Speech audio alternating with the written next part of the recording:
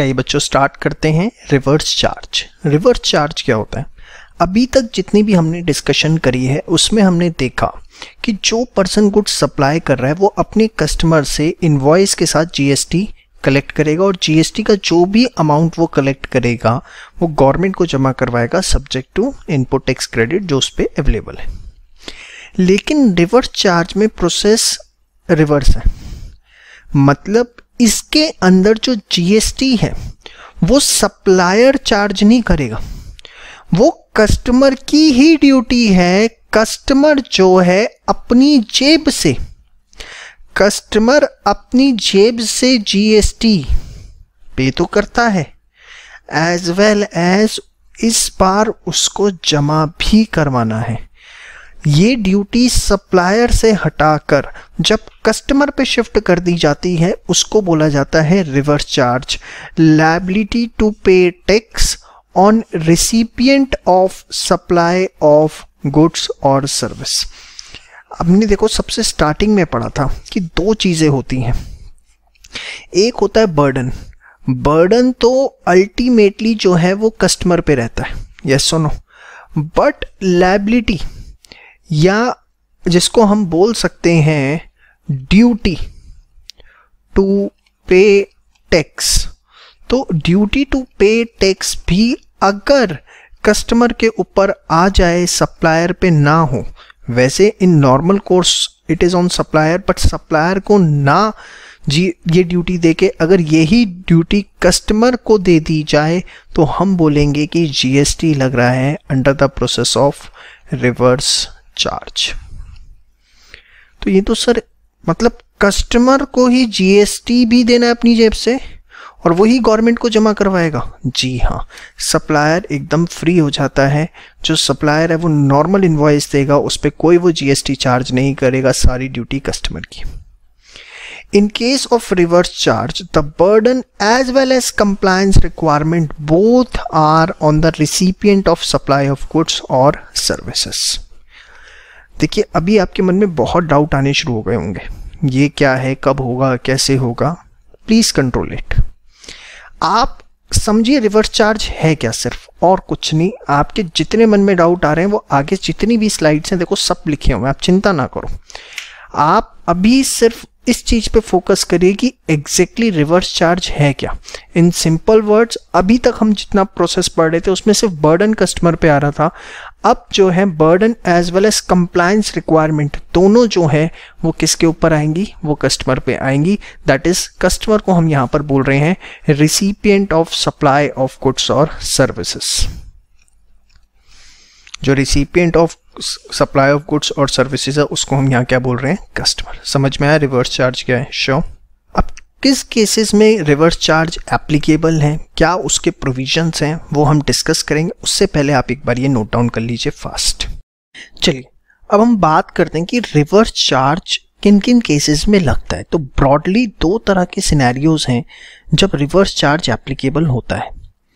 पहला सिनेरियो कि बेसिकली कुछ सप्लाई को नोटिफाई किया गया है, that supply can be of goods as well as of services, जो भी हम लेटर ऑन पढ़ेंगे भी, कि कुछ सप्लाईज हैं जिनको नोटिफाई किया गया है।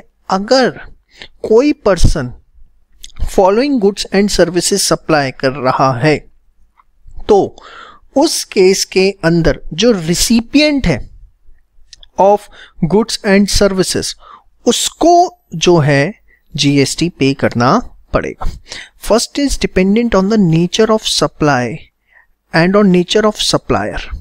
This scenario is covered under section 9(3) of CGST, SGST, UTGST act. यहां पर मैं आपको एक बात बताना चाहूंगा। देखिए मेन जो है हम सीजीएसटी एक्ट पढ़ते हैं, सेम हर स्टेट का अपना सेम एकदम, बस जहां जहां सेंट्रल गवर्नमेंट है वहां एसजी है, हर स्टेट का अपना एसजीएसटी एक्ट है या यूटीजीएसटी एक्ट है, ठीक है। और सेम हमारे पास आईजीएसटी एक्ट है।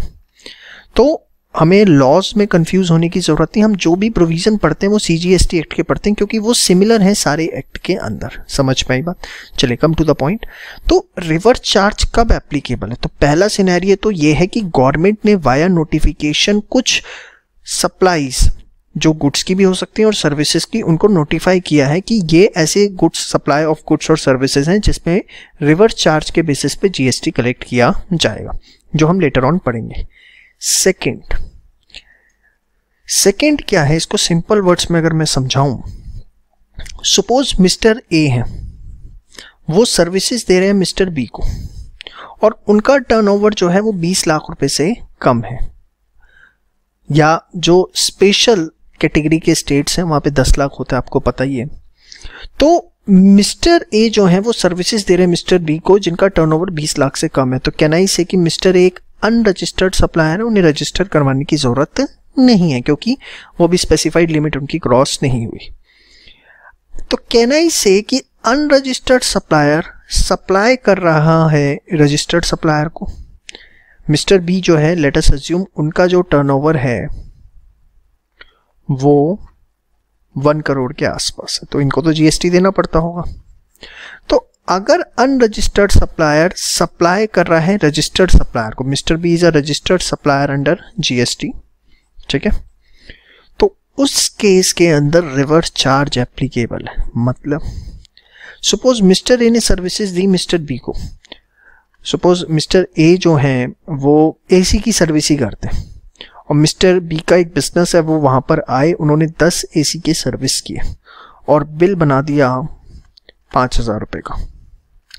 अब मिस्टर ए तो कोई भी उस पर जीएसटी चार्ज नहीं करेंगे क्योंकि वो तो अनरजिस्टर्ड है, लेकिन यहां पर रिवर्स चार्ज एप्लीकेबल है। मतलब mister B will deposit the GST on behalf of mister A and will take the input tax credit also. मतलब देखो, कायदे से बिल है 5,000 का और सर्विसेज के केस में 18% जीएसटी लगता है, तो 5,000 plus GST at the rate of 18% कितना हो गया? 900। 5,900 रुपये टोटल आपके बनते हैं। लेकिन मिस्टर ए ने जो इनवॉइस देंगे वो 5,000 का देंगे। मिस्टर बी क्या करेंगे, उस पे ये 900 रुपये का जीएसटी जो है मिस्टर बी गवर्नमेंट को डिपॉजिट करवाएंगे। अदरवाइज अगर यहां पर मिस्टर ए रजिस्टर्ड होते तो वो क्या करते?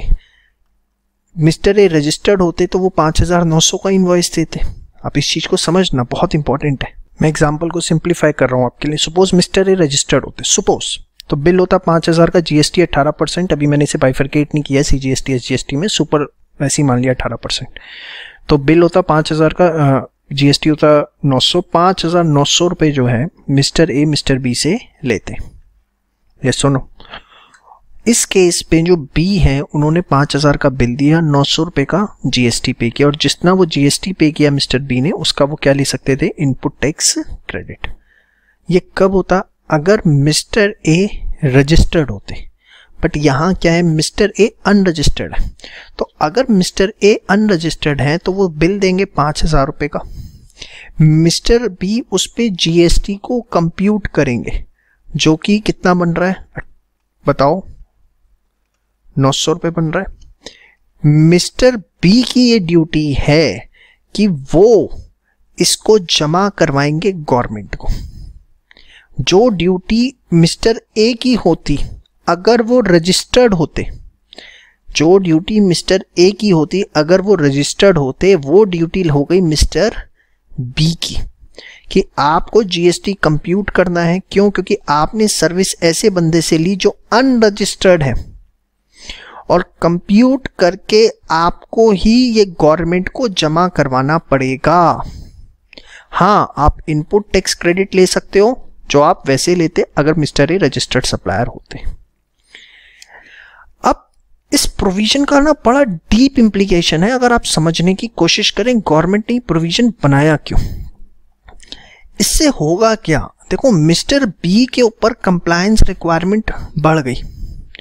मिस्टर बी के पर कंप्लायंस रिक्वायरमेंट बढ़ गई, मतलब सर अब मिस्टर बी जो है अगर किसी भी अनरजिस्टर्ड सप्लायर से कोई भी सप्लाई लेते हैं तो उनको जीएसटी कंप्यूट करना पड़ेगा, गवर्नमेंट को जमा करवाना पड़ेगा। तो मिस्टर बी क्या करेंगे, ऐसे बंदे को ढूंढेंगे, ऐसे पर्सन से सर्विस लेना पसंद करेंगे, ऐसे व्यक्ति से सप्लाई लेना पसंद करेंगे जो कि रजिस्टर्ड हो, क्योंकि अनरजिस्टर्ड के केस में ये सारा काम जो है किसको करना पड़ जाएगा, मिस्टर बी को करना पड़ जाएगा।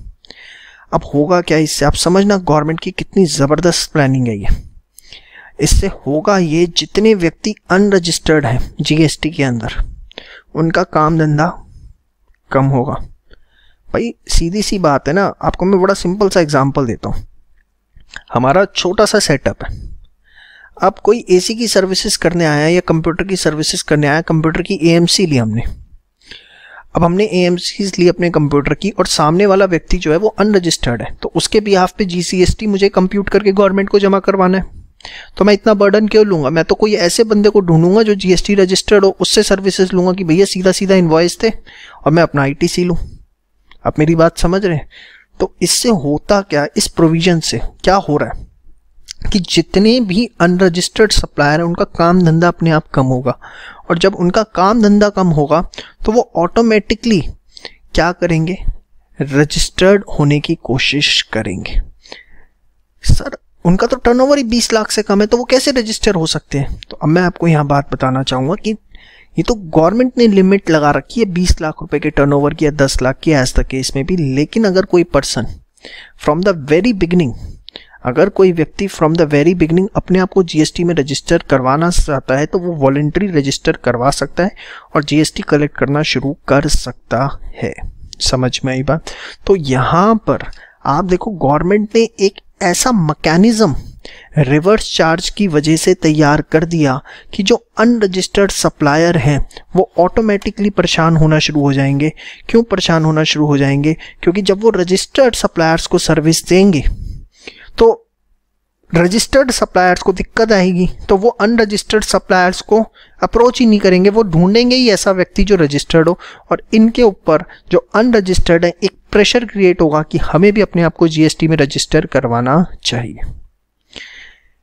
इस प्रोविजन को बहुत ज़्यादा अपोज किया गया पार्लियामेंट के अंदर as well as by the industry, क्योंकि देखिए इसमें क्या है, आपको जितना ही सिंपल दिख रहा है ना, इसमें बहुत बड़ा नुकसान था। एक आप समझो, एक व्यक्ति जो चाय भी सप्लाई करने आ रहा है हमारे ऑफिस के अंदर, हमें आप समझ रहे हो उस चीज़ के लिए, अगर कोई व्यक्ति चाय भी सप्लाई कर रहा है और महीने का टी का बिल हो गया सपोज 5,000 रुपये, तो हमें उस पर भी जीएसटी कंप्यूट करके गवर्नमेंट को जमा करवाना पड़ेगा।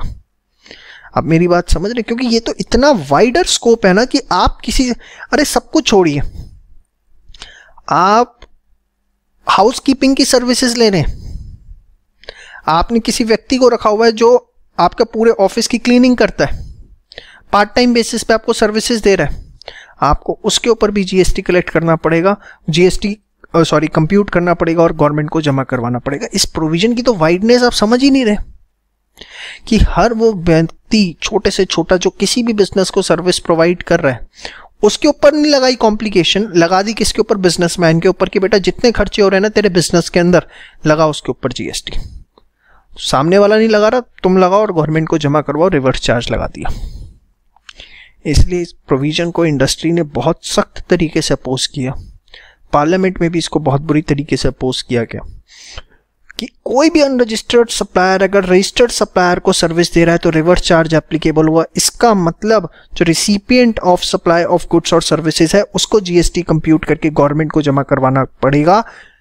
ये जो कंप्लायंस है इसको बहुत स्ट्रिक्टली लिया गया और इसकी वजह से, इस अपोज को देखते हुए गवर्नमेंट ने डिसीजन लिया कि ये प्रोविजन 30/9/2019 तक पोस्टपोन किया जाता है और ये एप्लीकेबल नहीं होगा। नो रिवर्स चार्ज, ये वर्ड हटा दीजिएगा please, on supplies of goods and services received by registered supplier from unregistered supplier till 30/9/2019। और इसकी डेफिनेटली जो है वो डेट एक्सटेंड होगी। ये सिर्फ 30 सितंबर तक नहीं रहेगा, क्योंकि अभी हम इतने तैयार नहीं हैं, हिंदुस्तान इस प्रोविज़न के लिए अभी इतना तैयार नहीं है कि हर व्यक्ति को जीएसटी के स्कोप में लाया जाए। क्योंकि इस प्रोविज़न को लाने का मतलब सिर्फ यही है कि 20 लाख वाली जो लिमिट है ना, ये तो दिखाने के लिए रह जाएगी।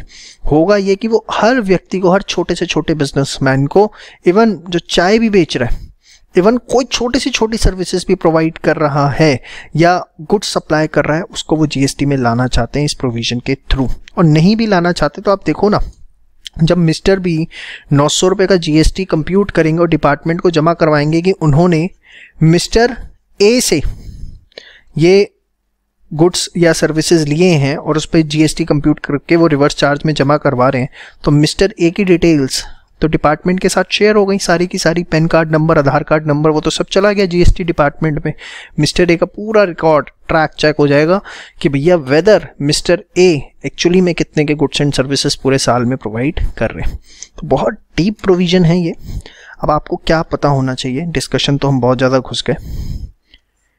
ये बातें जो इसके अंदर इस समय आपको चार्ट पे दिख रही हैं, दैट्स इट। इससे ज़्यादा आपको कुछ नहीं पता होनी चाहिए, ये आपके लिए मोर देन सफिशिएंट है। इतनी जो बात है आपको पता होनी चाहिए। तो ये जो सेकंड सिनेरियो है, फॉर द टाइम बीइंग 30/9/2019 तक डेफर कर दिया गया। और जो फर्स्ट सिनेरियो है जिसके अंदर कुछ गुड्स एंड सर्विसेज स्पेसिफाई किए गए हैं जिसमें रिवर्स चार्ज बेसिस पे ही लगेगा, उसके बारे में हम डिस्कशन करेंगे अपने नेक्स्ट पार्ट में। उससे पहले आप ये वाला पार्ट पूरा का पूरा नोट डाउन करिए, ये करिए और ये करिए, और इसमें कौन से गुड्स एंड। चलिए आगे बढ़ने से पहले मैं आपको कैजुअल टैक्सेबल पर्सन के बारे में बताना चाहूँगा। कैजुअल टैक्सेबल पर्सन एक टर्म है जो अभी हमें नेक्स्ट वीडियो में देखनी है, इसलिए आप पहले से समझ लीजिए कैजुअल टैक्सेबल पर्सन क्या होता है। सपोज कोई पर्सन दिल्ली के अंदर है, उसका प्लेस ऑफ बिजनेस जो है वो दिल्ली में है, लेकिन वो दिल्ली के अलावा कहीं और भी सर्विस प्रोवाइड कर रहा है। सपोज मैं आपको अपना एग्जांपल देते हैं, हमारा जो ऑफिस है वो दिल्ली में है। अब हमारे स्टूडेंट्स उड़ीसा में भी हैं, केरला में भी हैं, तमिलनाडु में भी हैं, कर्नाटका में भी हैं, यस और नो। तो ऐसा पर्सन जो गुड्स और सर्विसेज टैक्सेबल टेरिटरी में प्रोवाइड कर रहा है where he does not have fixed place of business, उसको बोला जाता है casual taxable person in respect of that particular taxable territory. मतलब सपोज हम दिल्ली में हैं और हमारे किसी बच्चे ने कर्नाटका के अंदर या केरला के अंदर जो है लेक्चर्स परचेज किए, तो अब हमने एक तरह से सर्विसेज जो हैं वो कहाँ प्रोवाइड करी हैं, सब सर्विसेज या गुड्स जो हैं वो हमने कहाँ प्रोवाइड करें, केरला के अंदर प्रोवाइड करें। बट केरला में तो हमारा कोई प्लेस ऑफ बिजनेस नहीं है ना, फिर भी हमें केरला के लिए अपना एक रजिस्ट्रेशन जो है वो लेना पड़ेगा।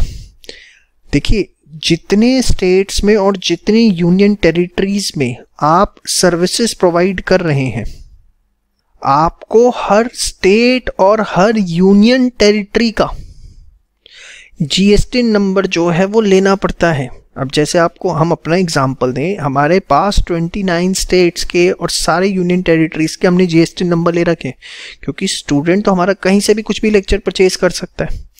इस सबसे बड़ी कॉम्प्लिकेशन है जीएसटी की, क्योंकि आपने अभी डीम्ड पर्सन का भी एक पीछे कॉन्सेप्ट पढ़ा था कि अगर आप मल्टीपल स्टेट्स के अंदर सर्विसेज प्रोवाइड कर रहे हैं, याद आ रहा है कुछ, सेम कैजुअल, देखो उसमें क्या है कि आपका प्लेस ऑफ बिजनेस वहां पर है। कैजुअल टैक्सेबल पर्सन में आपका प्लेस ऑफ बिजनेस जो है वो दिल्ली के अंदर है और आप किसी और जगह अपना ऑफिस नहीं खोल रहे, लेकिन आप वहां पर सप्लाई ऑफ गुड्स या सप्लाई ऑफ सर्विसेज प्रोवाइड कर रहे हैं। समझ में आई बात? देखिए एक example, mister Ravi having a place of business in Bangalore, providing management consultancy services in Hyderabad, where he has no place of business. Here, Mr. Ravi has to register as a casual taxable person in Hyderabad before providing such services. In services को provide करने से पहले उन्हें वहाँ register करवाना पड़ेगा और उनको क्या बोला जाएगा, casual taxable person। क्यों? क्योंकि उनका वहाँ place of business कोई नहीं। हाँ, place of business होगा तो फिर that will be a distinct person, जिसके बारे में आप ऑलरेडी पढ़ चुके हैं। समझ में आ गया? शो बहुत इंपॉर्टेंट है, इस पे आपसे शॉर्ट नोट 2 नंबर का पूछा जा सकता है। चलिए फर्स्ट पार्ट पे आते हैं, जिसमें मैंने आपको बताया था there are some notified goods and services कि अगर कोई सप्लायर वो notified goods and services provide कर रहा है तो रिवर्स चार्ज के बेसिस पे जो recipient of such supply of goods and services है उसको कंप्लायंस पूरी करनी पड़ेंगे। वो कौन से नोटिफाइड गुड्स एंड सर्विसेज हैं उसकी बात करते हैं। तो चलिए सबसे पहले हम बात करते हैं कौन से गुड्स नोटिफाइड हैं, ये आपको याद होनी चाहिए। Supply of goods taxable under reverse charge, goods like cashew nuts, not shell peeled, beedi wrapper leaves, tobacco leaves, supply of lottery, silk yarn, used vehicles, that is second hand goods, very important, इस पे question आता है। seized and confiscated goods, आपको मैं बताना चाहूँगा कि seized और confiscated में क्या डिफरेंस होता है आपकी नॉलेज के लिए, बड़े ध्यान से देखिए। सपोज आपके कोई गुड्स हैं जो कस्टम डिपार्टमेंट ने जब्त कर लिए। सपोज आप कुछ गुड्स इंपोर्ट करके ला रहे थे, आप इंपोर्ट करके ले आए, जब आप एयरपोर्ट पे पहुंचे तो पता लगा कि आप उतने गुड्स नहीं ला सकते थे या जो प्रॉपर कस्टम ड्यूटी पे करनी चाहिए थी वो सब आपने नहीं पे करी व्हाटसोएवर। तो एयरपोर्ट पे जो कस्टम डिपार्टमेंट है उन्होंने आपके गुड्स जब्त कर ली। सीज्ड में क्या होता है, आपसे पोजेशन ले लिया जाता है, आप पे उसकी कस्टडी ही नहीं होती। समझ में आई बात। कॉन्फिस्केटेड में क्या होता है, ध्यान से देखिए। सपोज बड़ा सिंपल सा एग्जांपल देता हूँ, किसी व्यक्ति के यहाँ इनकम टैक्स की या जीएसटी की रेड पड़ी, भगवान ना करे किसी के ऐसा हो। अब इनकम टैक्स की या जीएसटी की रेड पड़ी और उसके गोडाउन को डिपार्टमेंट ने ताला लगा दिया और उस पर सील लगा दी कि भैया अब इस गोदाम से कोई माल नहीं निकलेगा, कोई भी आना जाना नहीं होगा जब तक सारे माल की काउंटिंग नहीं हो जाती कि कितना स्टॉक पड़ा हुआ है। तो वहां पर बड़े ध्यान से देखिए, पोजीशन अभी आप ही के पास है, आपके गोडाउन में ही पड़ा हुआ है, लेकिन अब आप उसे यूज नहीं कर सकते, तो वहां वर्ड यूज होता है कन्फिस्केटेड गुड्स। तो सीज्ड, ये जितने भी गुड्स सीज किए जाते हैं, कन्फिस्केट होते हैं, इनकी भी सेल होती है। तो उस केस के अंदर बाकायदा इनकी नीलामी की जाती है, कस्टम डिपार्टमेंट तो बड़ी नीलामी करता है। तो ये जितने भी सीज्ड एंड कन्फिस्केटेड गुड्स हैं, अगर इसको किसी ने खरीदा है तो उसको रिवर्स चार्ज में टैक्स देना पड़ेगा। ओल्ड एंड यूज्ड गुड्स जितने भी सेकेंड हैंड है, waste and scrap, raw cotton etcetera are taxable under reverse charge, that is recipient is liable to pay tax. समझ में आई बात? श्योर। तो ये आप फटाफट एक बार नोट डाउन करिए कि गुड्स कौन कौन से लायबल हैं। इसके बाद हम सर्विसेज की बात करेंगे। चलिए बच्चों, अभी आपने देखा कि कौन से ऐसे सप्लाई ऑफ गुड्स हैं जहां पर रिवर्स चार्ज एप्लीकेबल होगा। अब हम बात करने जा रहे हैं ऐसी सर्विसेज की जहां पर रिवर्स चार्ज एप्लीकेबल है, मतलब जो recipient of supply of goods and services है उसको जीएसटी कंप्यूट करके गवर्नमेंट को डिपॉजिट करवाना होगा। इसी कैटेगरी में सबसे पहली सर्विसेज आती हैं supply of service by GTA. GT का मतलब क्या होता है? Goods transport agency. Goods transport agency क्या होगा, आपने देखा होगा कई बार कंपनीज के नाम के आगे लिखा होता है कार्गो एंड लॉजिस्टिक्स या लॉजिस्टिक्स। ये लॉजिस्टिक्स कंपनियां क्या करती हैं, ये बेसिकली बिजनेस यूनिट को सर्विस प्रोवाइड करती हैं जनरली। ऐसा नहीं कि कस्टमर्स को नहीं देती, बट जनरली ये देती ही बिजनेसेस को अपनी सर्विसेज। इसमें क्या होता है कि सपोज किसी बिजनेस यूनिट को कुछ गुड्स ट्रांसपोर्ट करने हैं एक स्टेट से दूसरे स्टेट में या एक ही स्टेट में एक सिटी से दूसरे सिटी में, तो वो जीटीए को बुक करते हैं। कहते हैं ना ट्रांसपोर्ट में माल लगा दिया है। तो ट्रांसपोर्ट में माल लगाने का मतलब क्या होता है, बड़ा सिंपल सी चीज़ है, बड़े ध्यान से देखिए कि इनके ना एक स्पेसिफिक पॉइंट्स होते हैं।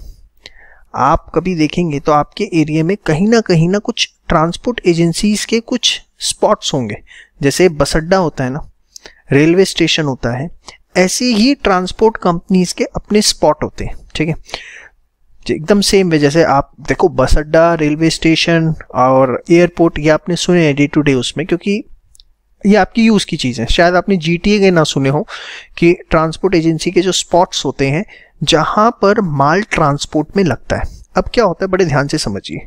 सपोज मैं दिल्ली में हूं और मुझे मुंबई माल भेजना है, तो मेरे एरिया में जो भी ट्रांसपोर्टर है जिसका ट्रक मुंबई जाता है, ठीक है, मैं उसके पास जाऊंगा अपना माल लेके कि भैया ये गुड्स हैं जो मुझे मुंबई भेजने हैं। अब वो क्या करेगा, एक कंसाइनमेंट नोट मुझे इशू करेगा जिसके अंदर क्या होगा कि वो माल कहाँ से ले रहा है, कहाँ छोड़ना है, कितना माल है, कब तक वो पहुंच जाएगा, सारी डिटेल वो भर के एक कंसाइनमेंट नोट जो है वो मुझे इशू कर देगा दिल्ली में और माल अपने पास रख लेगा। उसके बाद वो उसे अपने हिसाब से ट्रांसपोर्ट के लिए जो पैक करना है करेगा, उसको लोड करवाएगा ट्रक में और वो माल जो है फिर मुंबई पहुंच जाएगा। मुंबई में कस्टमर के पास नहीं पहुंचता वो माल, मुंबई में भी उनका कोई एक पॉइंट होगा जहां पर, जैसे आप सिंपल सी बात है, एयरपोर्ट पे क्या होता है, आप प्लेन में बैठे तो ये थोड़ी ना कि आपको अगर मुंबई जाना है तो वो आपके घर पे छत पे ही आपको लैंड करेगा, ऑब्वियसली उसका भी एक पॉइंट है जो मुंबई का एयरपोर्ट है वहां पे लैंड करेगा। तो सेम वे वो ट्रक यहाँ से चला है और वो क्या करेगा, जो भी उसका मुंबई में पॉइंट है वहां पर जाके रुक जाएगा और वहां पे सारा माल अनलोड हो जाएगा और जो भी उनका गोडाउन होगा वहां पर वो स्टोर कर दिया जाएगा। वहां पर मुंबई में जिसको आपने माल ट्रांसपोर्ट किया है वो पर्सन उस गोडाउन पे पहुंचेगा। यहाँ जो आपको कंसाइनमेंट नोट इशू हुआ है इसकी आप कॉपी मुंबई वाले उसको पर्सन को आज के टाइम पे तो व्हाट्सएप कर देते हैं, ठीक है, या कंसाइनमेंट नोट नंबर बता देते हैं, वो उसको बताएगा और वहां से उसको वो माल मिल जाएगा। समझ में आई बात? तो ट्रांसपोर्ट एजेंसीज जो कि इस तरह की सप्लाई प्रोवाइड करती हैं और जनरली बिजनेस यूनिट्स ही ये सर्विसेज लेते हैं, क्योंकि एक आम कस्टमर जो है, हम जैसे लोग हैं जो हैं, अगर हमें कुछ कभी किसी को लेटर भेजना है या हमें भी जैसे बुक्स भी भेजनी होती है तो हम जीटीए नहीं लेंगे, हम लोग कुरियर सर्विसेज लेते हैं। कुरियर सर्विसेज डिफरेंट होती है, उसके बारे में लेटर ऑन बात करेंगे। जीटीए आपको समझ में आ गया? जीटीए के केस में एक स्पेसिफिक पॉइंट होता है जहां से डेली ट्रांसपोर्टर के जो ट्रक हैं वो मूव करते हैं एक स्पेसिफिक लोकेशन के लिए। वहां पर आप जाते हैं, अपना माल रखवाते हैं, पर्ची कटवाते हैं देसी भाषा में अगर मैं बोलूं, जिसको कंसाइनमेंट नोट बोला जाता है, जिसमें क्या क्या होता है, कहाँ से माल लिया, कितना माल लिया, कहाँ छोड़ना है, सारा किराया भाड़ा सब लिखा होता है। और फिर वो ट्रांसपोर्टर उसको अपने हिसाब से पैक करेगा, छोट जो ट्रांसपोर्ट के लिए पैकिंग करनी है ट्रक में ला देगा, उसका जो भी ट्रक उस डायरेक्शन में मूव करेगा उसमें वो लोड कर देगा। फिर वहां पर जब वो माल पहुंच जाएगा, वहां लोड हो जाएगा, वहां के गोडाउन में रखा रहेगा और जिसको माल लेना है, जिसके लिए भी आपने माल ट्रांसपोर्ट में लगाया, वो पर्सन उस गोडाउन पे पहुंचेगा, कंसाइनमेंट नोट दिखाएगा जो कि हम मेल के थ्रू, व्हाट्सएप के थ्रू उसको भेज देंगे और वहां पर वो पर्सन कंसाइनमेंट नोट की कॉपी दिखा के माल अपना ले लेगा। समझ में आ गई बात क्या होता है जीटीए? अब ध्यान से देखिए, अगर ये goods transport agency services provide कर रहे हैं क्योंकि गुड्स का ट्रांसपोर्टेशन होगा, अगर ये अपनी सर्विसेज किसी registered factory, society, cooperative society को दे रहे हैं जो किसी लॉ में रजिस्टर्ड है, या किसी रजिस्टर्ड टैक्सेबल पर्सन को दे रहे हैं, रजिस्टर्ड टैक्सेबल पर्सन मतलब जो जीएसटी पे करता है, इंक्लूडिंग कैजुअल टैक्सेबल पर्सन, या किसी कंपनी को दे रहे हैं या पार्टनरशिप को, पार्टनरशिप चाहे रजिस्टर्ड हो या अनरजिस्टर्ड हो, including LLP and association of person. तो अगर जीटीए की सर्विसेज इनमें से कोई भी ले रहा है, और आप देखिए इसके अंदर ऑलमोस्ट सारी बिजनेस यूनिट्स को कवर अप कर दिया गया एक्सेप्ट सोल प्रोप्राइटर का, आप देखिए या छोटे मोटे बिजनेसेस को, मोटे मोटे सारे बिजनेसेस इसमें कवर कर लिए गए। तो अगर इनमें से कोई भी जीटीए की सर्विसेज ले रहा है तो उस केस के अंदर जो recipient of supply of service है, मतलब चाहे वो रजिस्टर्ड फैक्ट्री है, सोसाइटी है, कोऑपरेटिव है, कोई रजिस्टर्ड टैक्सेबल पर्सन है जीएसटी में, या कोई, अब देखिए सपोज मिस्टर ए है, सोल प्रोप्राइटर है, बट टर्नओवर 50 लाख है, तो वो रजिस्टर्ड टैक्सेबल पर्सन होंगे जीएसटी में, यस और नो? तो ऑब्वियसली वो भी इस सेक्शन में कवर अप हो जाएंगे। तो अगर इनमें से कोई भी व्यक्ति, कोई भी पर्सन, जो कि सारे बिजनेस यूनिट्स ही होंगे, अगर ये जीटीए की सर्विसेज ले रहे हैं तो ये being a recipient of supply of services, इनको जीएसटी कंप्यूट करना है और कंप्यूट करके डिपार्टमेंट को डिपॉजिट करवाना है, कंप्लायंस पूरी करनी, और अनडाउटेडली वो इनपुट टैक्स क्रेडिट उस पर ले सकते हैं। लेकिन ये स्पेसिफिक कैटेगरीज जो है सिर्फ इसी केस के अंदर, और कोई नहीं। समझ में आई बात? अगर जीटीए इनको अपनी सर्विसेज दे रहा है तो रिवर्स चार्ज में कवर अप होगा, किसी और को दे रहा है इसके अलावा तो रिवर्स चार्ज नहीं लगेगा, देन फॉरवर्ड चार्ज लगेगा। फॉरवर्ड चार्ज क्या होता है? अभी तक आप फॉरवर्ड चार्ज ही पढ़ते हुए आ रहे हैं। फॉरवर्ड चार्ज होता है जब सप्लायर ही जीएसटी चार्ज करता है और गवर्नमेंट को जमा करवाता है। रिवर्स चार्ज क्या होता है? बेसिकली जब recipient of supply of goods और सर्विसेज जो है जीएसटी चार्ज करके गवर्नमेंट को जमा करवाता है। तो जीटीए के केस में रिवर्स चार्ज कब लगेगा? अगर उनसे सर्विसेज लेने वाले ये फॉलोइंग कैटेगरीज हैं। देखिए इसको बहुत सिंप्लीफाई करके लिखा है, इससे ज़्यादा आप सिंप्लीफाई मत करिएगा, नहीं तो बहुत ज़्यादा कंसाइज हो जाएगा। इससे ज़्यादा कंसाइज फिलहाल नहीं हो सकता, ये समझ में आई बात। अब क्या टैक्स रेट लगेगा और किस तरीके से लगेगा? तो देखिए अगर जीटीए सर्विसेज स्पेसिफाइड हैं जो रिवर्स चार्ज मैकेनिज्म में आती है, आरसीए मतलब रिवर्स चार्ज मैकेनिज्म, तो रेट ऑफ जीएसटी है 5%। ITC can be availed by recipient of goods and services, ठीक है, तो उसे ही कंप्लायंस करनी और वो आईटीसीवी ले लेगा। इसके बाद हम देखेंगे कि कुछ जीटीए सर्विसेज एग्जेम्पशन लिस्ट में, जैसे अगर एग्रीकल्चरल प्रोड्यूस जो सब्जियां होती हैं वो ट्रांसपोर्ट में जा रही हैं तो उस पर कोई जीएसटी नहीं लगता, वो एग्जेम्पशन लिस्ट में है। ये हम अभी लेटर ऑन पढ़ेंगे जब हम एग्जेम्पशंस के बारे में डिस्कशन करेंगे। तो जीटीए सर्विसेज अगर आरसीएम में स्पेसिफाइड है, वो लोग ले रहे हैं तो 5% है। ITC recipient of goods and service ले लेगा। कुछ एग्जेम्पशन के अंदर है जिसको हम लेटर ऑन डिस्कस करेंगे। और इन दोनों के अलावा अगर कोई केस बचता है, वैसे मैं आपको बता दूं ऑलमोस्ट सारी सर्विसेज एग्जेम्पशन में कवर अप कर ली गई हैं इसके अलावा, बट अगर इसके अलावा कोई केस बचता है तो कौन लायबल है? जीटीए इज लायबल, मतलब जो जीटीए सप्लायर है विल चार्ज द जीएसटी, ठीक है, और इसी चीज को बोल दिया जाता है फॉरवर्ड चार्ज।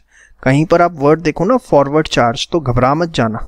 फॉरवर्ड चार्ज का मतलब क्या होता है? फॉरवर्ड चार्ज का मतलब होता है supplier will charge the GST, ठीक है। रिवर्स चार्ज क्या होता है?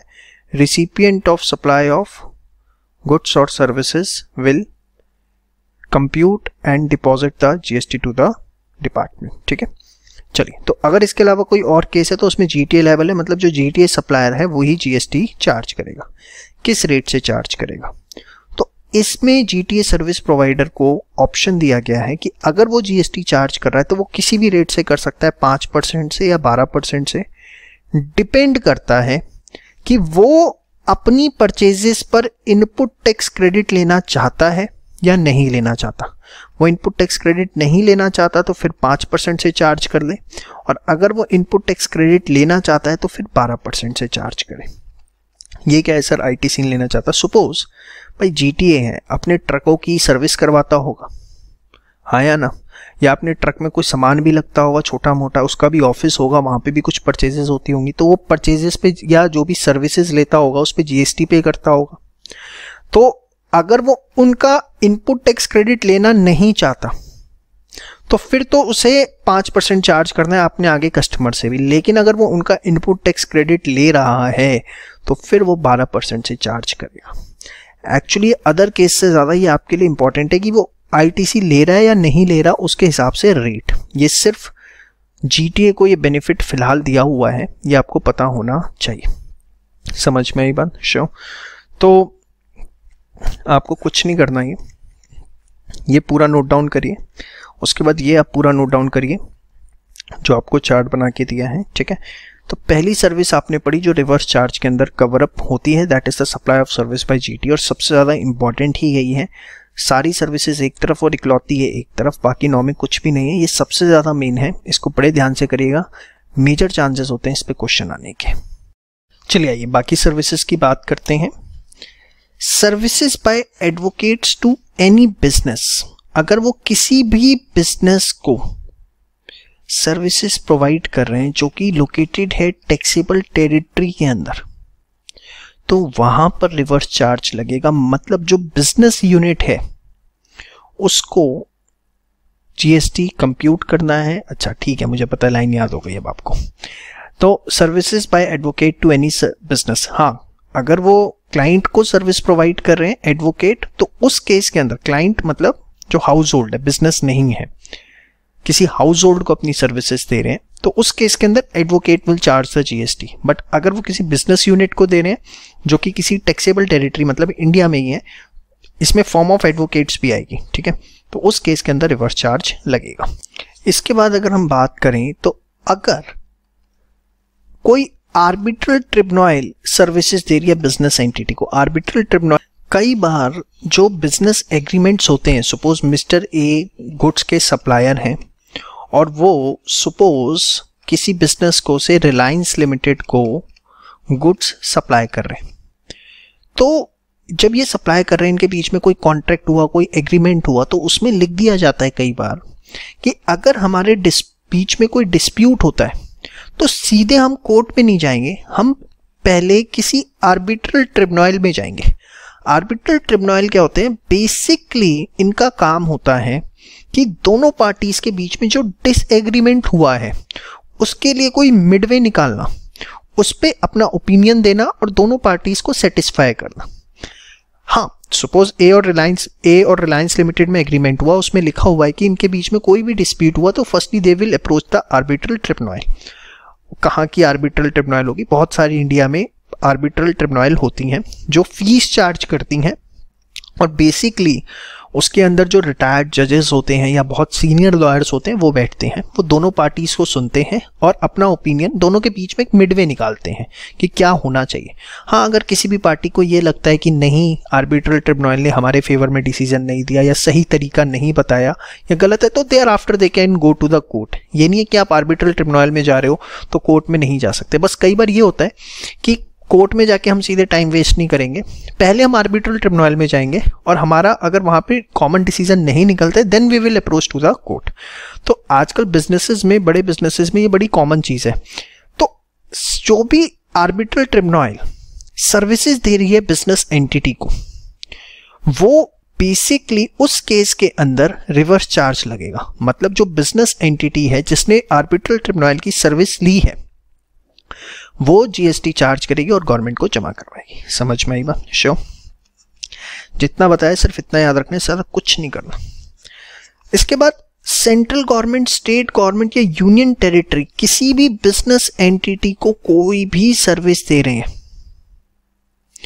तो उस केस में रिवर्स चार्ज लगेगा। मतलब recipient of supply of goods और सर्विस को टैक्स कंप्यूट करके गवर्नमेंट को जमा करवाना। लेकिन एक्सक्लूडिंग ऑफ, मतलब ये वाली 4 सर्विसेज अगर हैं तो उस पे रिवर्स चार्ज नहीं लगेगा। इन 4 सर्विसेज के ऊपर अगर मैं बात करूं तो इन 4 सर्विसेज पे क्या लगेगा? Forward charge. मतलब जो सेंट्रल गवर्नमेंट या स्टेट गवर्नमेंट है वो ही जीएसटी अपने कस्टमर से इकट्ठा करेगी। और वो कौन सी हैं? Renting of immovable property, transport of goods और passengers, services in relation to aircraft या वेसल, जैसे एयर इंडिया की हो गई, services by department of post, but सारी सर्विसेज नहीं, 4 सर्विसेज हैं। स्पीड पोस्ट, आप कभी भी जाइए स्पीड पोस्ट कोई बिजनेस एंटिटी करवाए तो आप देखेंगे उस पर जीएसटी वो चार्ज करते हैं। Express parcel, life insurance services, agency services किसी भी तरीके की अगर डिपार्टमेंट ऑफ पोस्ट प्रोवाइड कर रहा है। किसको प्रोवाइड कर रहा है? किसी को भी है। क्या हो गया सर? कंफ्यूज हो गए ना? ध्यान से सुनो। सर्विसेज अगर प्रोवाइड की जा रही है सेंट्रल गवर्नमेंट, स्टेट गवर्नमेंट या यूनियन टेरिटरी के द्वारा किसी भी बिजनेस एंटिटी को, लेकिन उसमें ये 4 सर्विसेज नहीं आएंगी, मतलब इन 4 सर्विसेज पे क्या लगेगा? Forward charge.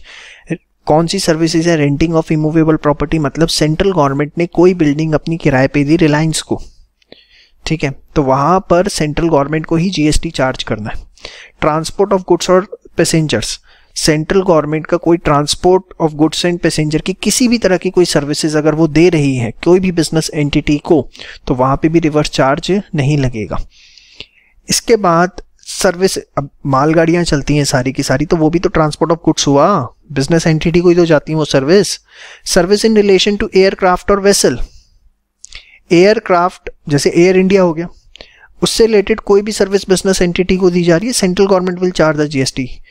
Department of post कोई भी सर्विस दे रहा है बिजनेस एंटिटी को bye way of speed post, express parcel, life insurance, agency services, who will charge the GST? Central government और स्टेट गवर्नमेंट और union territory will charge the GST. समझ में आई बात?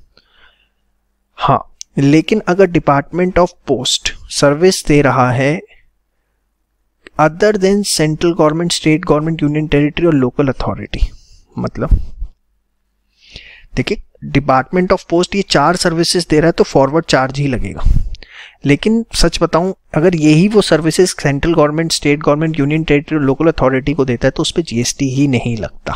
तो इसलिए उन्होंने लिख दिया to other than CG, SG, UT और लोकल अथॉरिटी। तो मोटा मोटा आपको ध्यान रखना है, central government, state government, union territory कोई भी बिजनेस एंटिटी को सर्विस देगी तो रिवर्स चार्ज लगेगा, एक्सेप्ट 4 सर्विसेज। अगर रेंटिंग ऑफ इमूवेबल प्रॉपर्टी है, ट्रांसपोर्ट ऑफ गुड्स और पैसेंजर है, एयरक्राफ्ट वेसल से रिलेटेड है, या डिपार्टमेंट ऑफ पोस्ट की 4 सर्विसेज हैं, speed post, express parcel, life insurance, agency services. बस मोटा मोटा इतना ध्यान रखना है। समझ में आई बात? श्योर। अब ध्यान से देखिए, हमने पढ़ा कि सर्विसेज दी हैं सेंट्रल गवर्नमेंट, स्टेट गवर्नमेंट या यूनियन टेरिटरी ने बिजनेस एंटिटी को, लेकिन रेंटिंग ऑफ इमूवेबल प्रॉपर्टी उसमें कवर अप नहीं था ना। However if it is provided to taxable person registered under GST, reverse charges applicable. मतलब सपोज सेंट्रल गवर्नमेंट की कोई बिल्डिंग थी और वो मिस्टर ए ने रेंट पे ली और उनका टर्नओवर 50 लाख है, तो वो जीएसटी में रजिस्टर्ड है। तो इस केस में रिवर्स चार्ज लग जाएगा। मिस्टर ए को ही जो है जीएसटी कंप्यूट करके डिपार्टमेंट को जमा करवाना है। लेकिन सपोज मिस्टर बी ने ली और उनका टर्नओवर जो है मात्र 10 लाख रुपए का है। कितने का है? मात्र 10 लाख रुपए का। तो फिर जो है रिवर्स चार्ज नहीं लगेगा। तो अगर रेंटिंग ऑफ इमूवेबल प्रॉपर्टी हुआ है by central government, state government और यूनियन टेरिटरी, अरे गवर्नमेंट भी तो छोटी छोटी दुकानें किराए पे देती हैं। कितनी जगह गवर्नमेंट जो है किराए पे चीजें देती है। तो अगर वो जो किराए पे ले रहा है इमूवेबल प्रॉपर्टी, अगर वो टैक्सेबल पर्सन है तो रिवर्स चार्ज एप्लीकेबल है। बट अगर वो टैक्सेबल पर्सन अंडर जीएसटी नहीं है, टैक्सेबल सप्लायर नहीं है, तो फिर रिवर्स चार्ज एप्लीकेबल नहीं होगा। समझ में आई बात? श्योर। तो आप ये सारा एक बार नोट डाउन कर लीजिए। थोड़ा इंपॉर्टेंट चीज़ें हैं, बड़े ध्यान से रिलैक्स होकर देखिए, बहुत सिंप्लीफाई करिए। बुक में तो आप देखोगे तो सच बता रहा हूँ डर जाओगे, इतना टेक्निकल और कॉम्प्लिकेटेड मैनर में। लेकिन इतना आपको मिनिमम याद रखना है और रिवर्स चार्ज तो एकदम याद करके दिमाग में बैठा लेना। अच्छा खासा पेपर इसमें आपको देखने को मिलेगा। चलिए इसके बाद बात करते हैं, अगर कोई कंपनी का डायरेक्टर है तो वो जो भी डायरेक्टर फीस चार्ज करेगा कंपनी से, डायरेक्टर जो है अपनी डायरेक्टर फीस चार्ज करते हैं कंपनी से, तो उस केस में रिवर्स चार्ज लगेगा। मतलब जो कंपनी है उसको जीएसटी कंप्यूट करवा के गवर्नमेंट को जमा करवाना होगा। इसके बाद जो इंश्योरेंस एजेंट्स हैं वो इंश्योरेंस बिजनेस को अपनी सर्विसेज देते हैं, क्योंकि वो कस्टमर्स आते हैं उनकी इंश्योरेंस पॉलिसी करवाते हैं। तो इसके बदले में इंश्योरेंस एजेंट्स को क्या मिलती है? कमीशन मिलती है। तो इंश्योरेंस एजेंट्स को जो कमीशन मिल रही है उस पे भी रिवर्स चार्ज लगेगा। मतलब उस केस के अंदर जो इंश्योरेंस कंपनीज हैं उनको जीएसटी कंप्यूट करके गवर्नमेंट को जमा करवाना होगा। ठीक है। Services provided by recovery agents to banking company. Banking companies की रिकवरी एजेंट्स होते हैं जो डिफॉल्ट करते हैं। रिकवरी एजेंट कोई राउडीज नहीं होते, गुंडे नहीं होते, वो बेसिकली कस्टमर को बार बार कॉल करते हैं, रिमाइंडर देते हैं। बेसिकली करते तो परेशान ही है, लेकिन दूसरे तरीके से परेशान करते हैं, साइकोलॉजिकल। तो रिकवरी एजेंट्स जो हैं अपनी सर्विसेज दे रहे हैं बैंकिंग कंपनी को, जिनका काम क्या होता है कि जो डिफॉल्टिंग है, जिनकी पेमेंट डिले हो रही है, उनसे पैसे रिकवर करके बैंक्स को देना। तो उस केस में भी रिवर्स चार्ज लगेगा, क्योंकि रिकवरी एजेंट्स जो होते हैं वो कमीशन चार्ज करते हैं बैंक से या किसी भी फाइनेंशियल इंस्टीट्यूशन से। तो उस केस में जो भी वो कमीशन चार्ज कर रहे हैं बैंक से, बैंक्स को जो है वो रिवर्स चार्ज के अंडर जीएसटी कंप्यूट करके गवर्नमेंट को जमा करवाना होगा। Services by an author, music composer, photographer या कोई भी आर्टिस्ट है, अगर ये कोई भी बिजनेस को सर्विस दे रहे हैं, जैसे मैंने किताबें लिखी हैं होप इंटरनेशनल के लिए, दूसरे पब्लिकेशन हाउसेस के लिए, तो उस केस के अंदर जो भी मेरे पे रॉयल्टी आ रही है, अब बड़े ध्यान से देखिए, services by an author, music composer, photographer और business located in taxable territory. तो जो मैंने किताबें लिखी हैं, एक तरह से मैंने जो बिजनेस है, पब्लिकेशन हाउस है, उसको सर्विस दी है, हाँ या ना।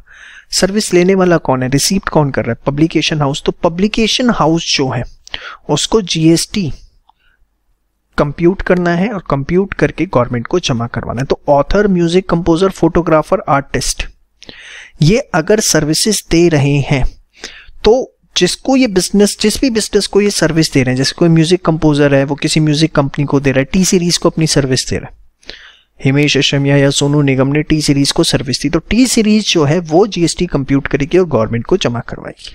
ऑथर्स के केस के में एक रिलीफ दिया गया है कि author can choose to pay tax under forward charge. देखिए, ऑथर जो है वो अपनी सर्विसेज प्रोवाइड करते हैं पब्लिकेशन हाउस को, और पब्लिकेशन हाउस बुक्स में डील करते हैं जो कि बेसिकली जीएसटी के दायरे से बाहर है, उस पर 0% जीएसटी लगता है, उन्हें कोई टैक्स नहीं देना पड़ता। ठीक है, अब बड़े ध्यान से इस चीज को समझिएगा, क्योंकि बुक्स जो हैं वो एग्जेम्प्ट हैं, उस पर कोई जीएसटी नहीं लगता, बट ऑथर अपनी पब्लिकेशन हाउस को सर्विस दे रहा है, और अगर हम इस प्रोविजन को पढ़ते हैं रिवर्स चार्ज के, तो उस हिसाब से पब्लिकेशन हाउस को जो भी ऑथर से सर्विसेज मिली हैं, जो भी वो उसकी रॉयल्टी पेमेंट करेगा, उस रॉयल्टी पे जीएसटी अलग से जमा करवाना पड़ेगा, किसको? गवर्नमेंट को।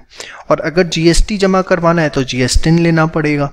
तो यहाँ पर बेसिकली कहीं ना कहीं पब्लिकेशन हाउसेस को एक रिलीफ दिया गया, क्या कि ऑथर के केस में author can choose to pay tax under forward charge, कि ऑथर ही पे करे फॉरवर्ड चार्ज में, प्रोवाइडेड वो खुद रजिस्टर्ड हो सीजीएसटी एक्ट में, और वो एक डिक्लेरेशन फाइल करेगा। कौन? ऑथर फाइल करेगा कि वो फॉरवर्ड चार्ज के लिए ऑप्ट करना चाहता है, और इस ऑप्शन को वो 1 साल से पहले विड्रॉ नहीं करेगा। तो अगर ऑथर मान जाते हैं कि ऑथर ही खुद जीएसटी जो है उसके ऊपर गवर्नमेंट को जमा करवाएंगे under forward charge, then it's okay, otherwise publication house की ये लायबिलिटी और ड्यूटी बन जाएगी। तो यहाँ पर ऑथर को ये ऑप्शन है, मैं बताऊंगा फिर से, कैन चूज टू पे, it's just an option.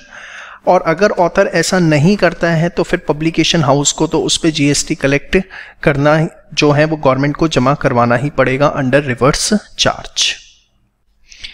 Supply of services by the member of overseeing committee to RBI. जो मेंबर, एक ओवरसीइंग कमेटी है बेसिकली, जो कि बेसिकली बैंकिंग सेक्टर के लिए बनाई गई है, जो उनके गलत लोन वोन आजकल वो प्रोवाइड कर रहे हैं, तो इसमें फिलहाल 5 मेंबर हैं। तो ये जो भी सर्विसेज आरबीआई को दे रहे हैं उस पर रिवर्स चार्ज लगेगा। मतलब ओवरसीइंग कमेटी में जो मेंबर्स हैं, ऑब्वियसली आरबीआई को वो सर्विस दे रहे हैं, उसके लिए they will charge. So in this case RBI need to compute GST and deposit the same to the whom? जी हाँ, government. And the last one, services by DSAs, direct selling agents. ये क्या होते हैं? कभी आप बैंक में loan लेने जाओ, मिल जाता है अब तो आसानी से, फिर भी थोड़ा सा वो ना नुकुर करते हैं। लेकिन एक डायरेक्ट सेलिंग एजेंट्स होते हैं, ये क्या करते हैं? आप इनको अप्रोच करो, ये आपसे डॉक्यूमेंट्स लेंगे और बैंक में सबमिट करेंगे और आपका पूरा का पूरा लोन प्रोसेस करवाएंगे। हो सकता है आपसे भी कमीशन ले, लेकिन जनरली DSAs जो हैं वो बैंक से ही चार्ज करते हैं। वो क्या करते हैं? बैंक को कस्टमर देते हैं। भाई अगर किसी को लोन चाहिए तो बैंक के लिए तो वो कस्टमर है ना। क्यों कस्टमर है? क्योंकि बैंक को कमाई होगी उससे, लोन पे इंटरेस्ट कमाएगा बैंक। तो बैंक क्या करते हैं? DSAs अपॉइंट करते हैं। DSAs क्या करते हैं? पूरे दिन फोन पे फोन ऐसे व्यक्तियों को ढूंढते हैं जो लोन लेना चाहते हैं। आप पे भी फोन आते होंगे कई बार। तो ऐसे व्यक्तियों को ढूंढते हैं जो लोन लेना चाहते हैं, और फिर उनके डॉक्यूमेंट्स लेते हैं और बैंक को देते हैं और उनका लोन पास करवाते हैं। और इसके लिए DSAs को कमीशन मिलती है बैंक से, या NBFC जैसे मुथूट फाइनेंस वगैरह हो गया, या बजाज फाइनेंस हो गया, ये भी आजकल लोन देते हैं, तो इनसे भी मिलती है। तो जो डायरेक्ट सेलिंग एजेंट्स हैं अदर देन कंपनी, मतलब या पार्टनरशिप और LLP, मतलब ऐसे DSAs जो बेसिकली सोल प्रोप्राइटर फॉर्म में है या HUF फॉर्म में। ठीक है, तो ऐसी DSAs जो सोल प्रोप्राइटर या HUF फॉर्म में, अगर वो अपनी सर्विसेज दे रहे हैं किसी बैंकिंग कंपनी को या NBFC को, तो रिवर्स चार्ज लगेगा। मतलब जो भी कमीशन बैंकिंग कंपनी देगी DSAs को, उस पे बैंकिंग कंपनी को GST कंप्यूट भी करना है और किसको जमा करवाना है? गवर्नमेंट को। बट हाँ, अगर डीएसए जो है डायरेक्ट सेलिंग एजेंट वो किसी कंपनी फॉर्म में है, पार्टनरशिप फॉर्म में है, तो उस केस में रिवर्स चार्ज नहीं लगेगा, उस केस में क्या लगेगा, फॉरवर्ड चार्ज। ठीक है, तो इसी के साथ ये आपका टॉपिक पूरा खत्म होता है रिवर्स चार्ज का। बहुत इंपॉर्टेंट टॉपिक है, उसको बहुत अच्छे से रिवाइज कर लीजिए। 101% क्वेश्चन, अच्छी खासी वेटेज आपको इसमें से देखने को मिलने वाली है। चलिए, मैं आपके साथ थोड़ी सी एक जनरल वोकैबुलरी डिस्कस करना चाहूँगा जो अब हम आगे यूज़ भी करेंगे। देखिए, लेवी का मतलब आपको पता है कि किसी भी चीज़ पे टैक्स लगेगा। अब कोई चीज़ टैक्सेबल है तो वो दो तरीके की हो सकती है कि उस पे जीएसटी पे करना है या वो एग्जेम्प्ट है। एग्जेम्पशन का मतलब क्या होता है कि government for the time Bing एक नोटिफिकेशन निकाल देती है कि हाँ, बाय नोटिफिकेशन ठीक है, लेवी तो है, टैक्सेबल तो है, लेकिन फॉर द टाइम बिंग हम इसे एग्जेम्प्ट करते हैं, इस पे आपको कोई टैक्स देने की ज़रूरत नहीं है। लेकिन एग्जेम्पशन नोटिफिकेशन अगर आया है तो वो कभी भी विड्रॉ भी हो सकता है, और जिस दिन विड्रॉ हो गया उस दिन से फिर आपको टैक्स देना स्टार्ट करना पड़ेगा। ठीक है, अब एक चीज और भी है, अगर कोई चीज एग्जेम्प्ट है तो सप्लायर उसके रिस्पेक्ट में इनपुट टैक्स क्रेडिट जो है वो क्लेम नहीं कर सकता। तो ये कहीं ना कहीं डिसएडवांटेज भी है। तो बहुत सिंपल सी चीज कि कोई चीज हो सकता है कि वो टैक्सेबल हो, but for the time Bing उसे एग्जेम्प्ट कर दिया गया हो बाय नोटिफिकेशन कि उस पर कोई टैक्स कंप्यूट करने की जरूरत नहीं। समझ में आई बात। सेकेंड कैटेगरी इसमें हो सकती है जिसमें जीएसटी पे करना है। अब जीएसटी पे करना है, एक रेट हो सकता है निल रेट। निल रेट का मतलब कि 0% से जीएसटी लगेगा। अब सर 0% से लगाना है तो इससे अच्छा तो उसे एग्जेम्पशन में लगा दो। नहीं, निल रेट अगर लगाया है तो इसका एक फायदा है 0% से कि एटलीस्ट आप इनपुट टैक्स क्रेडिट जो है वो क्लेम कर सकते हो। ये एक फंडामेंटल डिफरेंस होता है एग्जेम्प्टेड में और निल रेटेड में। एग्जेम्प्टेड है अगर तो आप इनपुट टैक्स क्रेडिट क्लेम नहीं कर सकते, बट अगर निल रेटेड है तो आप जो है इनपुट टैक्स क्रेडिट क्लेम कर सकते हैं, या इसके अलावा जो भी अदर रेट्स प्रिस्क्राइब्ड है वो हो सकते हैं। तो लेवी का मतलब टैक्सेबल में हम बात करेंगे कि वो एग्जेम्प्ट है या जीएसटी। एग्जेम्पशन बाय नोटिफिकेशन होता है, कभी भी गवर्नमेंट विड्रॉ भी कर सकती है, लेकिन अगर आपका गुड एग्जेम्प्टेड है तो आप इनपुट टैक्स क्रेडिट उस पर क्लेम नहीं कर सकते। अगर निल रेटेड है तो हाँ, आप इनपुट टैक्स क्रेडिट क्लेम कर सकते हो, या दूसरे रेट्स भी हो सकते हैं। ठीक है, नेगेटिव लिस्ट के अंदर अगर आपका गुड है, इसका मतलब वो नॉन टैक्सेबल है, उस पर कोई जीएसटी देने की जरूरत नहीं है। समझ में आई बात। तो एक छोटी सी वकैब आपको पता होनी चाहिए थी यहाँ पर।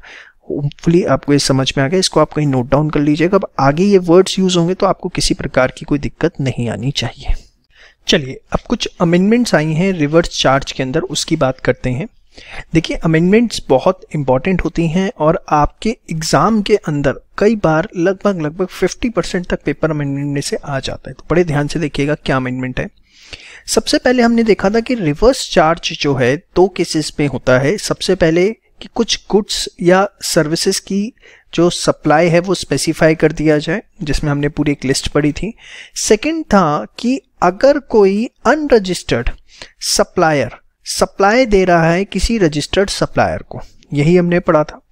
अब वो चेंज हो गया है। वो चेंज क्या हुआ है कि अगर कोई अनरजिस्टर्ड सप्लायर सप्लाई दे रहा है नोटिफाइड रजिस्टर्ड सप्लायर को, पहले जो लॉ में लिखा हुआ था वो लिखा हुआ था रजिस्टर्ड सप्लायर, मतलब जो भी जीएसटी में रजिस्टर्ड है वो सारे के सारे कवर अप हो जाते। और मैंने आपको बताया था इसका बड़ा हार्श इम्पैक्ट पड़ता अगर ये प्रोविजन होता। फॉर द टाइमिंग इसे 30 सितंबर 2019 तक के लिए डेफर कर दिया गया था। ठीक है, लेकिन इसी चीज को अब उन्होंने बड़े दूसरे तरीके से और तरीके से निकाला है एकदम, कि रजिस्टर्ड सप्लायर को सब्सटीट्यूट कर दिया है नोटिफाइड रजिस्टर्ड सप्लायर से। मतलब government time to time notification निकालेगी कि किस पर्टिकुलर सप्लायर पे कौन से सेक्टर के ऊपर ये वाला प्रोविजन अप्लाई होगा, और वो भी सारी की सारी सप्लाई नहीं, नोटिफाइड रजिस्टर्ड सप्लाई। मतलब उन नोटिफिकेशंस के अंदर जो सप्लाई बताई जाएंगी और जिस रजिस्टर्ड सप्लायर के रिस्पेक्ट में बताई जाएंगी, सिर्फ उनके रिस्पेक्ट में ये सेकंड पॉइंट एप्लीकेबल होगा। मतलब अगर ये लोग रजिस्टर्ड सप्लाई अनरजिस्टर्ड सप्लायर से कोई भी सप्लाई लेंगे तभी रिवर्स चार्ज एप्लीकेबल होगा। तो ये जो हमारा प्रोविजन था इसका word where taxable supplies by any unregistered person to a registered person are covered, ये जो था इसमें ये taxable supply word अब हट गया है और उसकी जगह आ जाएगा notified categories of supplies, और registered person are covered, registered person नहीं होगा, अब होगा notified class of registered person। ठीक है, तो एक सबसे बड़ा चेंज। तो अगर अब ये 30 सितंबर के बाद जब ये प्रोविजन आएगा तो जो एक सबसे बड़ा डर था कि हर रजिस्टर्ड सप्लायर अगर अनरजिस्टर्ड सप्लायर से सप्लाई लेता है और उसे फिर रिवर्स चार्ज में जीएसटी भरना पड़ेगा, जिसकी वजह से मैंने आपको बताया था हर अनरजिस्टर्ड सप्लायर को ना चाहते हुए भी रजिस्टर करवाना पड़ेगा, और इससे एक इंडियन इकोनॉमी पे बहुत बड़ा गलत इम्पैक्ट पड़ सकता था। छोटे जो बिजनेसमैन हैं जो टियर 2 टियर 3 एकदम बहुत छोटे लेवल पे बिजनेस कर रहे हैं, उन पे बहुत गलत असर पड़ता।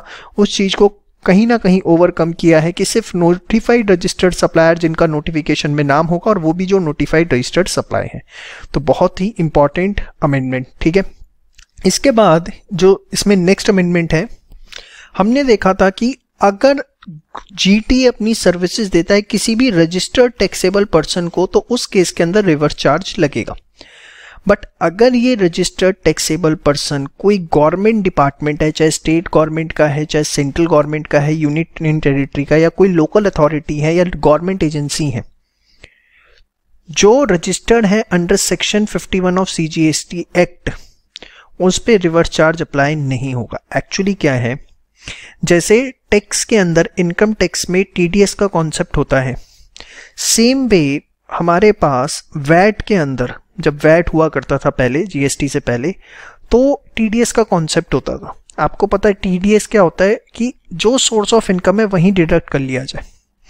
तो सेक्शन 51 जो है बेसिकली सीजीएसटी एसटी एक्ट का, इसके अंदर अगर आप किसी गवर्नमेंट डिपार्टमेंट को, लोकल अथॉरिटी को, गवर्नमेंट एजेंसी को 2.5 लाख रुपए से ऊपर के सप्लाई देते हो, तो गवर्नमेंट डिपार्टमेंट, लोकल अथॉरिटी या गवर्नमेंट एजेंसी जब आपको पेमेंट करेगी तो उस पर एक तरह से टीडीएस काटती है। जी हाँ, इनडायरेक्ट टैक्स में भी टीडीएस कटता है। तो ये सेक्शन 51 में है, जो आपको अभी नहीं देखना कहीं पे दूर दूर तक, लेटर ऑन आप इसे देखेंगे। तो बेसिकली यही बात इसमें बताई गई है कि देखिए, गवर्नमेंट डिपार्टमेंट, लोकल अथॉरिटी और गवर्नमेंट एजेंसी अगर वो रजिस्टर्ड है under section 51 of CGST act, ये सिर्फ टीडीएस काटने के लिए किया जाता है रजिस्ट्रेशन, पहले आपको बता दूं। तो अगर जीटीए इनको सर्विस दे रहा है, government department, local authority, government agency को, जो रजिस्टर्ड है सेक्शन 51 में, तो कोई रिवर्स चार्ज नहीं लगेगा। सर रिवर्स चार्ज नहीं लगेगा तो क्या फॉरवर्ड चार्ज लगेगा? क्योंकि रिवर्स चार्ज का तो ये मतलब होता है कि जो recipient of supply of goods और सर्विसेज हैं, that is these government department, local authority and government agencies, इनको कहीं ना कहीं जीएसटी कंप्यूट करना पड़ता और जमा करवाना पड़ता। अब आपने बोल दिया शेल नॉट इंक्लूड, मतलब इन पे रिवर्स चार्ज नहीं लगेगा, इसका मतलब जीटीए को टैक्स कंप्यूट करना होगा और जमा करवाना होगा? नहीं जी, ऐसा नहीं है। अभी हम आगे पढ़ेंगे कि उसको एग्जेम्प्ट कर दिया गया है। देखिए एग्जेम्पशन क्या होता है, मैं आपको बड़े सिंपल वर्ड्स के अंदर बता दूं। एग्जेम्पशन का मतलब होता है कि फॉर द टाइम बीइंग वो सप्लाई ऑफ गुड्स और सर्विसेज जो है उसको एग्जेम्प्ट कर दिया गया है, उस पे आपको कोई जीएसटी कलेक्ट करके गवर्नमेंट को जमा करवाने की जरूरत नहीं है। ये एग्जेम्पशन नोटिफिकेशन जिस डेट तक है तब तक ही, मतलब ये एग्जेम्पशन नोटिफिकेशन कभी भी गवर्नमेंट वापस ले सकती है, ये डिपार्टमेंट के हाथ में है, वो कभी भी उसको वापस भी ले सकता है। लेकिन एग्जेम्पशन नोटिफिकेशन में जब तक आपके सप्लाई ऑफ गुड्स और सर्विसेज हैं, आपको जीएसटी उस पर कंप्यूट करने की जरूरत नहीं है, कोई जीएसटी उस पर गवर्नमेंट को जमा करवाने की जरूरत नहीं है। इसको और डिटेल के अंदर एग्जेम्पशन चैप्टर जब आएगा तब हम उसके अंदर इसे देखेंगे। इसके बाद जो तीसरी सबसे बड़ी अमेंडमेंट आरसीएम के अंदर रिवर्स चार्ज मैकेनिज्म में आई है, 5 न्यू सर्विसेज को रिवर्स चार्ज मैकेनिज्म में जोड़ दिया गया है। ऑलरेडी हमारे पास एक स्पेसिफाइड नंबर ऑफ सर्विसेज थी, अब उसमें ये 5 सर्विसेज जो हैं और जुड़ गई हैं। पहली है services provided by business facilitator to a banking company. Business facilitator कौन होते हैं? देखिए बिजनेस फैसिलिटेटर और बिजनेस कॉरेस्पॉन्डेंट दो चीज टर्म्स अलग अलग होती हैं। आरबीआई ने दोनों चीजें अलाउ कर रखी हैं बैंकिंग कंपनी को, बिजनेस फैसिलिटेटर भी और बिजनेस कॉरेस्पॉन्डेंट भी। बिजनेस फैसिलिटेटर कौन होते हैं? ये जनरली एनजीओज या पोस्ट ऑफिस होते हैं, जो कि क्या करते हैं, पोटेंशियल बोरोवर्स जो हैं उनको आइडेंटिफाई करते हैं, उनका डेटा कलेक्ट करते हैं, बैंक के बिहाफ पे अवेयरनेस क्रिएट करते हैं कि लोगों को सेविंग्स करनी चाहिए। तो बिजनेस फैसिलिटेटर अगर कोई भी सर्विसेज प्रोवाइड कर रहे हैं बैंकिंग कंपनी को, आपको एग्जाम में आइडेंटिफाई नहीं करना होगा कि वो बिजनेस फैसिलिटेटर है या नहीं है, वो लिखा होगा कि बिजनेस फैसिलिटेटर सर्विस दे रहा है बैंकिंग कंपनी को। तो इस केस के अंदर who is the recipient of supply of services? Obviously the banking company, and under the reverse charge banking company is liable to compute the GST and deposit the same to the government. इसके बाद services provided by agents of business correspondent to business correspondent. देखिए दो terms अलग अलग हैं, एक तो होता है बिजनेस फैसिलिटेटर, एक होते हैं बिजनेस कॉरेस्पॉन्डेंट। आरबीआई ने दोनों अलाउ कर रखे हैं। बिजनेस कॉरेस्पॉन्डेंट क्या होते हैं, सिर्फ आपकी रेफरेंस के लिए बता रहे हैं, in nothing but a bank in person. देखिए इनके पास कंपैरेटिवली ज्यादा पावर होती है। आपने देखा होगा कई बार, बहुत आजकल ये नया कॉन्सेप्ट है कि एक तो बैंक्स होते हैं, उसके अलावा उनकी एक छोटी छोटी जो है, बहुत छोटी छोटी, एक आप ये समझ लो किराने की दुकान के साइज की जो है छोटे छोटे स्टोर टाइप खोल दिए गए हैं। उसके अंदर आपने देखा होगा कि वो स्मॉल डिपॉजिट्स भी ले सकते हैं, वहां से आप छोटा मोटा अमाउंट भी विड्रॉ कर सकते हो, वो बैंक्स के प्रोडक्ट्स भी बेच रहे होते हैं। तो इसीलिए नाम दिया बैंक इन पर्सन। वो अपने आप में बैंक है, लेकिन वो उसकी एक रिस्ट्रिक्शन है। Who is authorized to collect small ticket deposits and extend small credit on behalf of banks? समझ में आई बात? Business correspondent also does the following activities: recovering the principal interest, micro insurance product, selling mutual fund, selling pension product, receipt and delivery of small value remittance, other payment instrument। तो बहुत छोटे level पे जो है, जैसे generally आपने देखा हो अगर रूरल एरिया में तो बहुत ज़्यादा देखने को मिलते हैं, और अर्बन एरिया में भी जो थोड़े से बैकवर्ड एरिया हैं वहाँ पर ये बहुत देखने को मिलते हैं, या जहाँ पे बैंक्स पे बहुत ज़्यादा बर्डन है वहाँ पर वो अपने बिजनेस कॉरेस्पॉन्डेंट्स जो है वो अलॉट कर देते हैं। मेन चीज़ मैं आपको बताना चाहूँगा जहाँ आप फंसेंगे दोनों पॉइंट्स के अंदर। देखिए अगर बिजनेस फैसिलिटेटर बैंकिंग कंपनी को दे रहा है तो रिवर्स चार्ज लगेगा, बट बिजनेस कॉरेस्पॉन्डेंट अगर सीधे सर्विस बैंकिंग को दे रहा है तो कोई रिवर्स चार्ज नहीं लगेगा। वो तब लगेगा जब जो बिजनेस कॉरेस्पॉन्डेंट ने अगर अपने खुद के आगे एजेंट अपॉइंट कर रखे हैं, तो वो एजेंट जो है बिजनेस कॉरेस्पॉन्डेंट के, अगर वो सर्विसेज दे रहे हैं बिजनेस कॉरेस्पॉन्डेंट को, तो बिजनेस कॉरेस्पॉन्डेंट के ऊपर रिवर्स चार्ज मैकेनिज्म लगेगा। ये बहुत इंपॉर्टेंट चीज है जो आपको बता रहा हूं, यहां आपको एग्जाम में 101% फंसाने वाला है। बिजनेस फैसिलिटेटर अगर बैंक को सर्विस दे रहा है रिवर्स चार्ज मैकेनिज्म लगेगा, बिजनेस कॉरेस्पॉन्डेंट दे रहा है बैंक को तो रिवर्स चार्ज मैकेनिज्म नहीं लगेगा। लेकिन अगर एजेंट है बिजनेस कॉरेस्पॉन्डेंट का और वो बिजनेस कॉरेस्पॉन्डेंट को सर्विसेज दे रहा है, तो बिजनेस कॉरेस्पॉन्डेंट के ऊपर आरसीएम लगेगा। मतलब उसने जो अपने एजेंट से सर्विस लिया उस पर जीएसटी कंप्यूट करके उसे गवर्नमेंट को जमा करवाना होगा। बहुत इंपॉर्टेंट, बहुत मेजर चांसेस हैं इसके ऊपर क्वेश्चन आने के। ये जस्ट आपकी रेफरेंस के लिए बताया कि बिजनेस कॉरेस्पॉन्डेंट क्या होता है, नोट करने की जरूरत नहीं है। इसके बाद third point again very important, service tax में था, अब जीएसटी में आ गया है। सिक्योरिटी सर्विसेज अगर प्रोवाइड की गई हैं रजिस्टर्ड पर्सन को, सिक्योरिटी सर्विसेज का मतलब क्या है, जो सिक्योरिटी एजेंसी होती हैं वो सिक्योरिटी पर्सनल जो है वो प्रोवाइड करती हैं ऑफिसेज के अंदर, बिजनेस हाउसेस को, या जो बड़े बड़े बिजनेसमैन होते हो। तो अगर सिक्योरिटी सर्विसेज प्रोवाइड की गई हैं किसी रजिस्टर्ड पर्सन को, अदर देन, मतलब इस केस के अंदर कोई आरसीएम नहीं लगेगा। किस केस में? किसी कंपनी को दी गई है, किसी registered person paying tax under composition scheme. बड़ा इंपॉर्टेंट पॉइंट है, अगर किसी रजिस्टर्ड पर्सन को जो कंपोजिशन स्कीम में टैक्स दे रहा है तो भी आरसीएम नहीं लगेगा। किसी गवर्नमेंट डिपार्टमेंट को या लोकल अथॉरिटी को या कोई भी गवर्नमेंट एजेंसी जिसको टीडीएस काटना है अंडर सेक्शन 51, जिसके बारे में मैंने आपको अभी बताया था पीछे, ठीक है। तो अगर सिक्योरिटी सर्विसेज दी जा रही है किसी रजिस्टर्ड पर्सन को तो आरसीएम लगेगा, एक्सेप्ट इन केसेस के अंदर कोई आरसीएम नहीं लगेगा। समझ में आई बात? 3 सर्विसेज आपको समझ में आ गई जो ऐड हुई हैं। इसके बाद बात करते हैं फोर्थ सर्विसेज की। Services supplied by any person by way of transfer of development right, जिसको शॉर्ट फॉर्म के अंदर TDR भी बोल देते हैं, और फ्लोर स्पेस इंडेक्स। देखिए होता क्या है, बड़ा सिंपल से बताऊं आपको। जनरली लोगों पे लैंड होती है तो वो लैंड क्या करते हैं, बिल्डर को दे देते हैं, और बिल्डर जो है उसके ऊपर सिविल स्ट्रक्चर पूरा का पूरा क्रिएट करता है, कंस्ट्रक्शन करता है, और फिर आगे कस्टमर्स को बेचता है। तो अगर ट्रांसफर ऑफ डेवलपमेंट राइट है या फ्लोर स्पेस इंडेक्स भी जिसको बोला जाता है, देखिए सेल ऑफ लैंड है, सेल ऑफ बिल्डिंग है, वो तो पूरा का पूरा आपको पता है नेगेटिव लिस्ट के अंदर है, उसकी तो बात ही अलग है। लेकिन उसकी वजह से एक एम्बिग्युइटी ये थी कि कई बार लोग क्या करते हैं, डेवलपमेंट राइट देते हैं कि मतलब जो लैंड है वो मेरे नाम पर ही रहेगी, लेकिन हाँ आपके पास पूरा राइट है कि आप उस पर कुछ भी डेवलप करिए और आगे किसी को बेचिए। I will not take any objection in that, and for that I am charging the consideration, so that is called as TDR।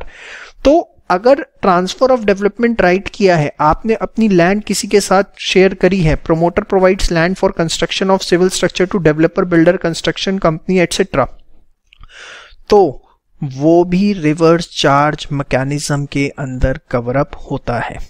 लेकिन RCM का भी कोई फायदा नहीं है, क्योंकि फॉर द टाइम बीइंग इस सर्विस को जो है एग्जेम्प्ट कर दिया गया है।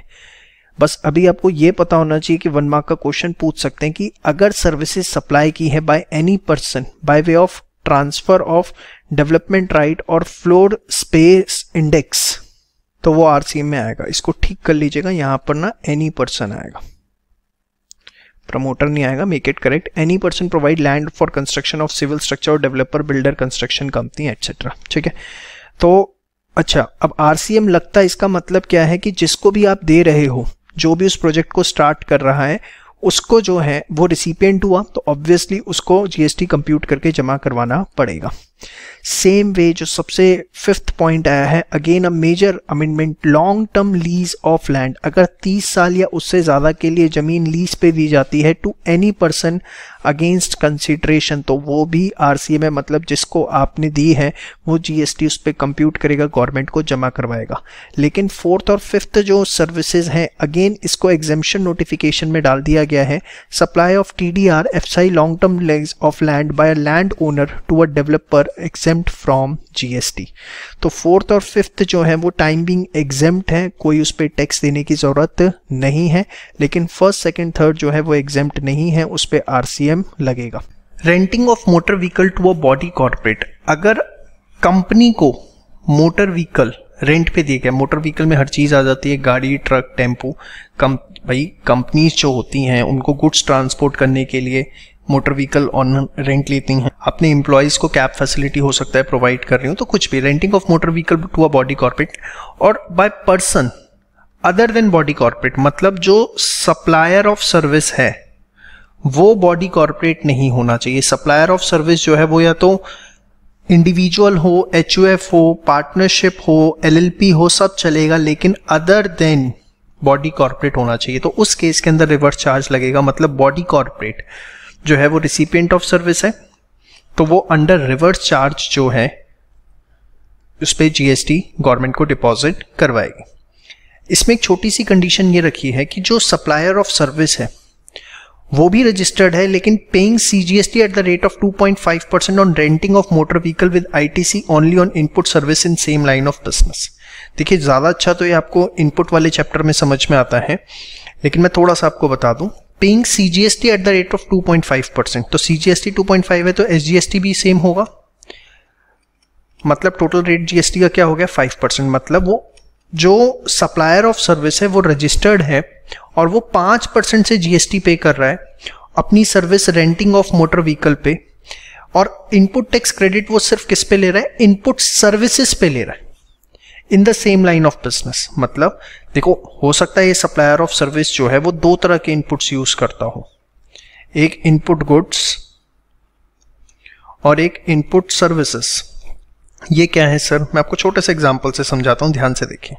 भाई मोटर व्हीकल है, मोटर व्हीकल की सर्विस करवाता होगा, ठीक है, सर्विस ऑफ मोटर व्हीकल, तो वो क्या है, इनपुट सर्विसेज है। इनपुट गुड्स जैसे कोई पार्ट रिप्लेस किया मोटर व्हीकल का, ठीक है, तो उस केस के अंदर वो क्या है, इनपुट गुड है, तो इनपुट गुड पे आईटीसी नहीं लेगा, सिर्फ इनपुट सर्विस पे लेगा वो इंडिविजुअली एचयूएफ। ये जस्ट आप एक बार रीड करके छोड़ दो, इससे ज़्यादा कुछ नहीं, बस मोटा मोटा इतना याद रखो, renting of motor vehicle to a body corporate by person other than body corporate, ठीक है, ये बाय डिफॉल्ट आपको बस एक बार रीड करके छोड़ देना। इसके बाद services of lending of securities under security lending scheme 1997 ऑफ सेबी, ये क्या है, बड़े ध्यान से सुनिएगा, बहुत इंपॉर्टेंट। देखिए होता क्या है, जो इन्वेस्टमेंट फर्म्स होती हैं वो कई बार सिक्योरिटी बोरो करती हैं, मतलब शेयर्स हो गए, डिबेंचर्स हो गए। जैसे मिस्टर ए हैं, मिस्टर ए के पास किसी कंपनी के 5 लाख शेयर्स हैं, ठीक है, और उसको एक पर्टिकुलर इन्वेस्टमेंट फर्म ने, से कोई भी ले लो, शेर खान ले लो, शेर खान ने बोरो किया। अब शेर खान मिस्टर ए से 5 लाख शेयर्स बोरो करके क्या करेगी सर? एक्चुअली क्या है, देखो शेर खान जो है उसका काम ही क्या है, मार्केट में, स्टॉक मार्केट में ट्रेड करना, तो वो मिस्टर ए से बोरो करती है सो दैट उन शेयर से वो मार्केट में ट्रेडिंग कर सके, सेल परचेज कर सके और मुनाफा कमा सके। तो under this scheme an investment firm borrow security against collateral, और इन्वेस्टमेंट फर्म जब बोरो करती है 5 लाख शेयर उधार लेगी मिस्टर ए से, तो उसके बदले में कुछ ना कुछ collateral, cash, gold mister A को देगी। और यहां पे बोरिंग में क्या होता है, मिस्टर ए जब मिस्टर एक तरह से उधार दे रहे हैं, वो लेंडर हैं, और इन्वेस्टमेंट फर्म जो है वो कौन है, वो बोरोवर है, और मिस्टर ए कौन है, लेंडर है। तो जब लेंडर बोरोवर को अपने शेयर्स देता है तो उसकी ओनरशिप भी किसके नाम पे ट्रांसफर हो जाती है, बोरोवर के नाम पे ट्रांसफर हो जाती है, सो दैट जो इन्वेस्टमेंट फर्म है उन शेयर से मार्केट में ट्रेड कर पाए। तो अब बेसिकली यहां पे देखो, मिस्टर ए लेंडर है, इन्वेस्टमेंट फर्म बोरोवर है, उसने मिस्टर ए ने अपने शेयर्स दिए इन्वेस्टमेंट फर्म को, इन्वेस्टमेंट फर्म उससे ट्रेड करेगी, मिस्टर ए को वो कुछ ना कुछ कोलेटरल रखवाएगी, प्लस कुछ ना कुछ अमाउंट भी एज एन इंटरेस्ट या समथिंग देगी। तो यहाँ पे सप्लायर ऑफ सर्विस कौन है, lender, lender in case are mister A, और रिसिपिएंट ऑफ सर्विस कौन है, borrower, that is the investment firm. तो जो रिवर्स चार्ज है इसके अंदर अब बताओ कौन टैक्स पे करता है, रिसिपिएंट ऑफ सर्विस, मतलब जो बोरोवर है दैट इज इन्वेस्टमेंट फर्म, उसकी ये ड्यूटी बनती है कि अगर उसने सिक्योरिटीज उधार पे ली हैं तो उस पे जो भी सर्विस अमाउंट है उस पे जीएसटी कंप्यूट करके गवर्नमेंट को डिपॉजिट करवाए। ये इंपॉर्टेंट है, एग्जाम में आपसे पूछा जा सकता है कि कौन सी सर्विसेज रिवर्स चार्ज में आएंगी, कौन सी नहीं, और हो सकता है उसमें ये नाम आपको देखने को मिले। चलिए फटाफट एक बार पूरा रिवर्स चार्ज जो है रिवाइज करते हैं। रिवर्स चार्ज क्या होता है, liability to pay tax on the recipient of supply of goods और सर्विसेज। रिवर्स चार्ज के अंदर जो बर्डन है as well as compliance requirement दोनों जो है वो recipient of supply of goods और सर्विसेज पे आ जाती है। ये टर्म अब आपको याद हो जाना चाहिए, जिसको हम कस्टमर भी बोल सकते हैं, लेकिन कस्टमर ना लिखें, ये लिखेंगे ज्यादा अच्छा रहेगा। 2 सिनेरियोज हो सकते हैं कि कुछ ऐसे स्पेसिफाइड गुड्स एंड सर्विसेज हैं जिसपे रिवर्स चार्ज लगेगा, और दूसरा सिनेरियो जो कि फिलहाल 30/9/2019 तक के लिए एग्जेम्प्ट कर दिया गया है। जो दूसरा सिनेरियो है उसके अंदर क्या था कि अगर कोई रजिस्टर्ड सप्लायर अनरजिस्टर्ड सप्लायर से किसी भी तरह का कोई भी गुड्स या सर्विसेज लेता है, रजिस्टर्ड सप्लायर अनरजिस्टर्ड सप्लायर से कोई भी गुड्स लेता है या सर्विसेज लेता है, तो उस केस में जो रजिस्टर्ड सप्लायर है उसके ऊपर रिवर्स चार्ज लग जाएगा। If unregistered supplier supply to registered dealer, reverse charge is applicable. Here reverse charge is applicable means Mr. B will deposit the GST on behalf of Mr. N will take the ITC, ठीक है। इसके बाद फिलहाल ये आपको बताया गया था कि 30/9/2019 तक कोई भी रिवर्स चार्ज एप्लीकेबल सिनेरियो 2 में नहीं है, सिनेरियो 1 में रहेगा, ठीक है। सिनेरियो 1 में कौन कौन से गुड्स की हैं बात करें, कैश्यू नट्स, बीड़ी रैपर, तंबाकू leave, supply of lottery, silk या unused vehicle, seized and confiscated goods. Seized में पोजेशन आप पे नहीं होता, कन्फिस्केटेड में पोजेशन आप पे होता है। Sold and old used goods, waste, scrap, raw cotton are taxable under reverse charge. ये नाम आपको ध्यान रखने इंपॉर्टेंट है। इसके बाद कैजुअल टैक्सेबल पर्सन, अगर कोई पर्सन जिसका प्लेस ऑफ बिजनेस एक स्टेट में बट वो मल्टीपल स्टेट्स में सर्विसेज दे रहा है या गुड्स सप्लाई कर रहा है, तो हर स्टेट का उसमें रजिस्ट्रेशन करवाना पड़ेगा। हाँ, उसका हर स्टेट में प्लेस ऑफ बिजनेस है तो फिर वो डीम्ड पर्सन कहलाएगा, डिस्टिंक्ट पर्सन कहलाएगा। लेकिन अगर वो हर प्लेस पे अपना रजिस्टर्ड ऑफिस नहीं रखता है, प्लेस ऑफ बिजनेस नहीं रखता है हर स्टेट के अंदर, तो उस केस में उसे रजिस्ट्रेशन करवाना पड़ेगा वहां पर, और वो कैजुअल टैक्सेबल पर्सन कहलाएगा, जिसका हमने एग्जाम्पल भी देख लिया था। फिर कौन कौन सी सप्लाई आती है इसके अंदर, तो सबसे पहले सबसे इंपॉर्टेंट था गुड्स ट्रांसपोर्ट एजेंसी, जो कि मैंने आपको बताया था। इनके ट्रांसपोर्ट कंपनीज होती हैं जो स्पेसिफिक पॉइंट से गुड्स लेती हैं, स्पेसिफिक पॉइंट पे डिलीवर करती हैं। वहाँ पे जाइए, आप अपना माल दे दीजिए उनको, वो आपको कंसाइनमेंट नोट इशू करेंगे जिसमें सारी डिटेल्स होंगी, आपको बता देंगे कब तक माल पहुँचेगा। वो कंसाइनमेंट नोट जो है उसका व्हाट्सएप, मेल या कुरियर से आप सामने वाली पार्टी को भेज दीजिए। जब माल वहाँ पहुँच जाएगा तो उसके बाद वो पर्सन जाके कंसाइनमेंट नोट की कॉपी दिखाएगा और उसे गुड्स मिल जाएंगे। इसमें वो loading, unloading, packing, unpacking, temporary warehouse में रखना जब तक माल ट्रक में नहीं चढ़ जाता या वहाँ पर आके कस्टमर नहीं ले लेता, सारी सर्विसेज इंक्लूड होती है और ये कंसाइनमेंट नोट इशू करते हैं। अगर ये सर्विसेज दे रहे हैं आप किसको, registered factory society, cooperative society को जो किसी लॉ में रजिस्टर्ड है, या किसी ऐसे पर्सन को जो जीएसटी में रजिस्टर्ड है, या कैजुअल टैक्सेबल पर्सन को, किसी कंपनी पार्टनरशिप को, पार्टनरशिप चाहे रजिस्टर्ड है अनरजिस्टर्ड है including LLP, association of person, तो उस केस के अंदर रिवर्स चार्ज लगेगा। Specified for reverse charge mechanism, तो 5% रेट लगना है। आईटीसी जो है वो कौन लेगा, recipient of goods and recipient of supply of goods and services. ठीक है, एक एग्जेम्पशन लिस्ट पढ़ेंगे, वहां पर कोई रिवर्स चार्ज नहीं, कुछ नहीं, वो एग्जेम्प्ट है, जैसे एग्रीकल्चर प्रोड्यूस। इसके अलावा कोई केस है तो हमने देखा तो जीटीएस सर्विस प्रोवाइडर है, उसको जीएसटी जो है चार्ज करना पड़ेगा और गवर्नमेंट को जमा करवाना पड़ेगा। इस चीज को हम फॉरवर्ड चार्ज बोलते हैं। अब रेट क्या होगा, अगर वो इनपुट टैक्स क्रेडिट नहीं लेना चाहता तो 5%, लेना चाहता है तो फिर 12% का रेट लगेगा। इसके बाद अगर एडवोकेट किसी बिजनेस को सर्विस प्रोवाइड कर रहे हैं तो रिवर्स चार्ज लगेगा, इसमें फॉर्म ऑफ एडवोकेट्स भी आएगी। लेकिन एडवोकेट अगर कंज्यूमर्स को दे रहे हैं, सीधे कंज्यूमर इन द सेंस जो हाउस होल्ड्स हैं, तो फिर रिवर्स चार्ज नहीं लगेगा। आर्बिट्रल ट्रिब्यूनल अगर बिजनेस एंटिटी को सर्विसेज दे रही है तो रिवर्स चार्ज लगेगा, मतलब बिजनेस एंटिटी जो है जीएसटी कंप्यूट करके गवर्नमेंट को जमा करवाएगी। ये मैंने आपको एग्जांपल दिया था कि आजकल क्या होता है, एग्रीमेंट्स में लिख दिया जाता है कि हम सीधे कोर्ट में नहीं जाएंगे, पहले आर्बिट्रल ट्रिब्यूनल में जाएंगे और वहां पे अगर हमारा सेटलमेंट नहीं होता है तो फिर हम कोर्ट में जाएंगे। Central government, state government, union territory अगर किसी भी बिजनेस को अपनी सर्विसेज दे रही है, एक्सेप्ट कौन सी सर्विसेज को छोड़ के, रेंटिंग ऑफ इमूवेबल प्रॉपर्टी, जिसमें कि अगर वो किसी टैक्सेबल पर्सन को दे रहे हैं जो रजिस्टर्ड है जीएसटी में, तो फिर वहां रिवर्स चार्ज लग जाएगा। ट्रांसपोर्ट ऑफ गुड्स और पैसेंजर्स, या वो सर्विस दे रहे हैं इन रिलेशन टू एयरक्राफ्ट और वेसल, या डिपार्टमेंट ऑफ पोस्ट से 4 सर्विसेज जा रही हैं तो वहां रिवर्स चार्ज नहीं लगेगा। ठीक है, हाँ, अगर सीजीएसजी में को ही डिपार्टमेंट ऑफ पोस्ट सर्विसेज दे रहा है तो वहां पर मैं आपको बता दूं टैक्सेशन ही नहीं होता। डायरेक्टर अगर कंपनी से जो डायरेक्टर फीस चार्ज करते हैं उसके ऊपर रिवर्स चार्ज लगेगा, मतलब कंपनी को जीएसटी कंप्यूट करके गवर्नमेंट को जमा करवाना है। इंश्योरेंस एजेंट्स को जो कमीशन मिलती है इंश्योरेंस कंपनी से, उस पर इंश्योरेंस कंपनी जीएसटी कंप्यूट करेगी रिवर्स चार्ज के अंदर और गवर्नमेंट को जमा करवाएगी। रिकवरी एजेंट्स जो बैंकिंग कंपनी से उन्हें कमीशन मिलती है, उसमें बैंकिंग कंपनी जो है उस कमीशन पे जीएसटी कंप्यूट करके गवर्नमेंट को जमा करवाएगी due to RCM, that is reverse charge mechanism. Author, music composer, photographer, artist किसी भी बिजनेस को सर्विस प्रोवाइड कर रहे हैं तो बिजनेस जो है वो जीएसटी उस पर कंप्यूट करेगा और कंप्यूट करके जो है बेसिकली गवर्नमेंट को जमा करवाएगा under the process of RCM. लेकिन इसमें हमने देखा था कि ऑथर्स के पास ऑप्शन है कि वो फॉरवर्ड चार्ज के लिए ऑप्ट कर सकते हैं, लेकिन वो ऑथर जो है रजिस्टर्ड होने चाहिए सीजीएसटी एक्ट में और डिक्लेरेशन फाइल करनी पड़ेगी कि वो फॉरवर्ड चार्ज के लिए ऑप्ट करने के लिए तैयार हैं और वो इस ऑप्शन को 1 साल के पीरियड से पहले विड्रॉ नहीं करेंगे। ऑप्शन सिर्फ किसके पास अवेलेबल है, ऑथर के पास। Members of overseeing committee of RBI, ये जो भी आरबीआई से फीस चार्ज कर रहे हैं उस पर आरबीआई जीएसटी कंप्यूट करके गवर्नमेंट को जमा करवाएगी। डीएसएस जो सीधे कस्टमर्स देते हैं बैंक को ले जाके, एनबीएफसी को बेसिकली लोन्स करवाते हैं उन, ठीक है, तो वहां पर जो डीएसएस को कमीशन मिलता है बैंक से एनबीएफसी पे, उस कमीशन पे बैंक से एनबीएफसी जो है वो जीएसटी कंप्यूट करेंगे और गवर्नमेंट को जमा करवाएंगे। इसके बाद अमेंडमेंट से 7 सर्विसेज ऐड हुई हैं आरसीएम में। सबसे पहले services provided by business facilitator to a banking company.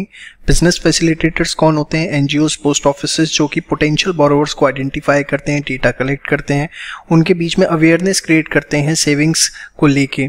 तो बेसिकली बिजनेस फैसिलिटेटर अगर कोई भी बैंकिंग कंपनी को सर्विसेज देने तो बैंकिंग कंपनी जो है उस पे जीएसटी गवर्नमेंट को जमा करवाएगी। इसमें याद रखने वाली बात है, अगर बिजनेस फैसिलिटेटर सर्विस प्रोवाइड कर रहे हैं तो ही आरसीएम लगेगा, अगर बिजनेस कॉरेस्पॉन्डेंट प्रोवाइड कर रहे हैं तो आरसीएम रिवर्स चार्ज मैकेनिज्म नहीं लगेगा।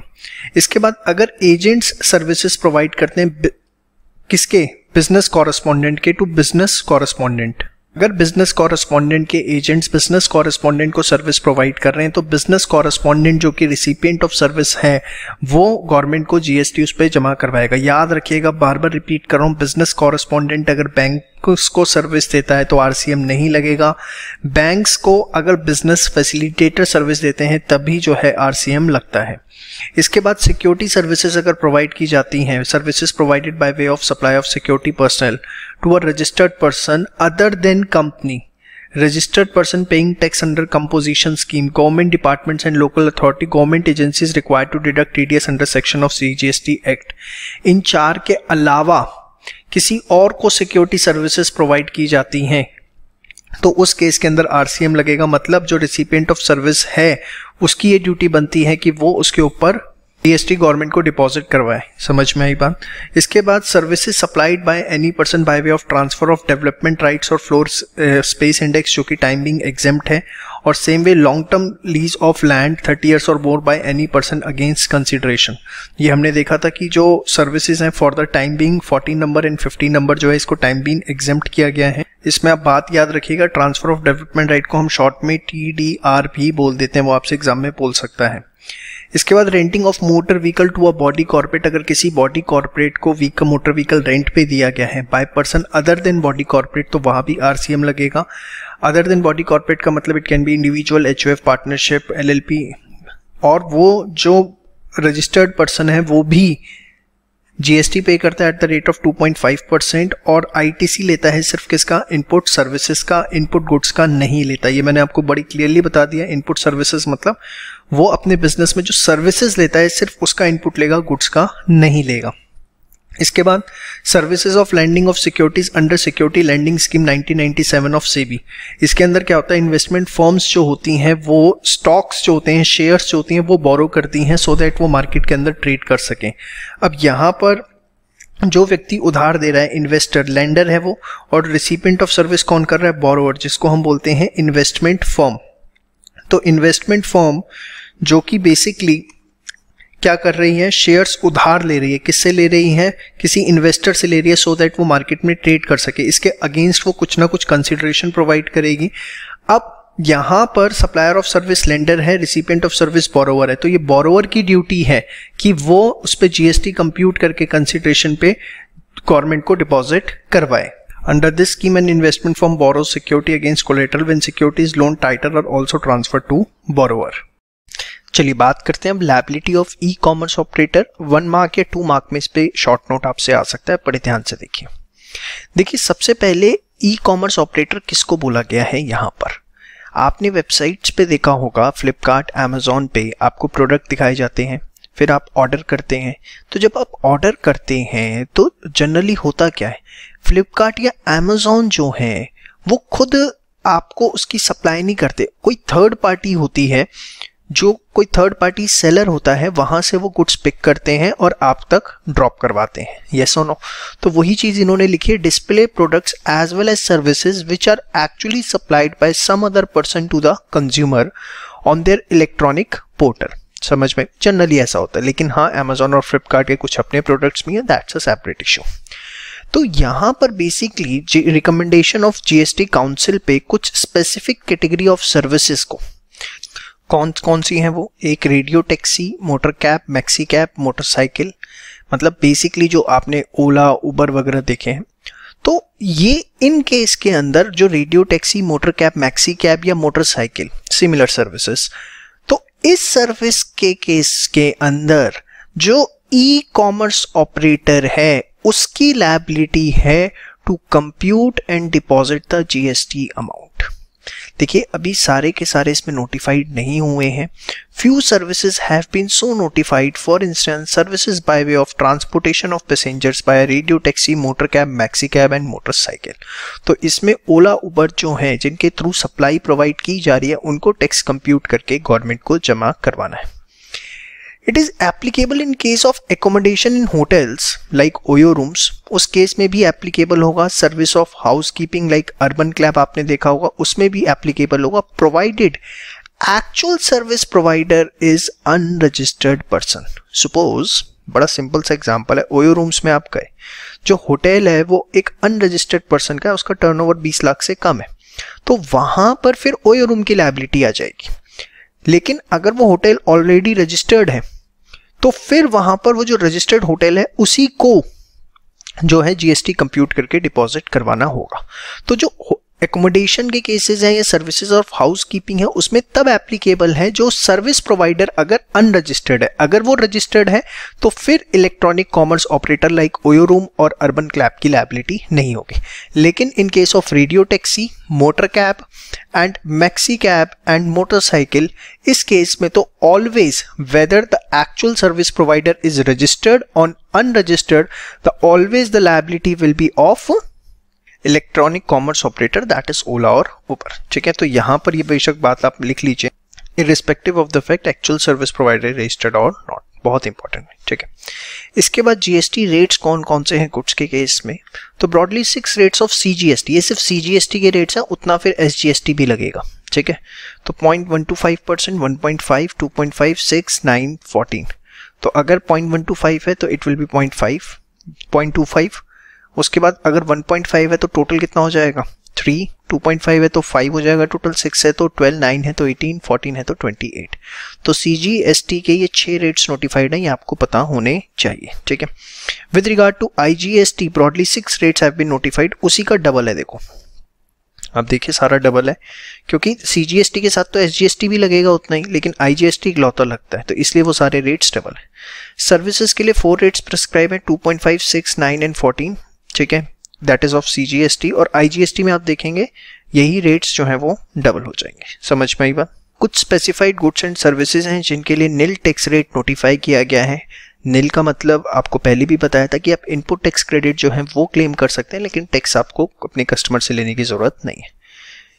इसके बाद अगर हम बात करें, जो आपको मेन बात पता होनी चाहिए, रेस्टोरेंट सर्विस जो है उस पर टैक्स रेट है 5% without any input tax credit. आप देखेंगे सारे रेस्टोरेंट पे 5% लगता है, उनको आईटीसी नहीं मिलता।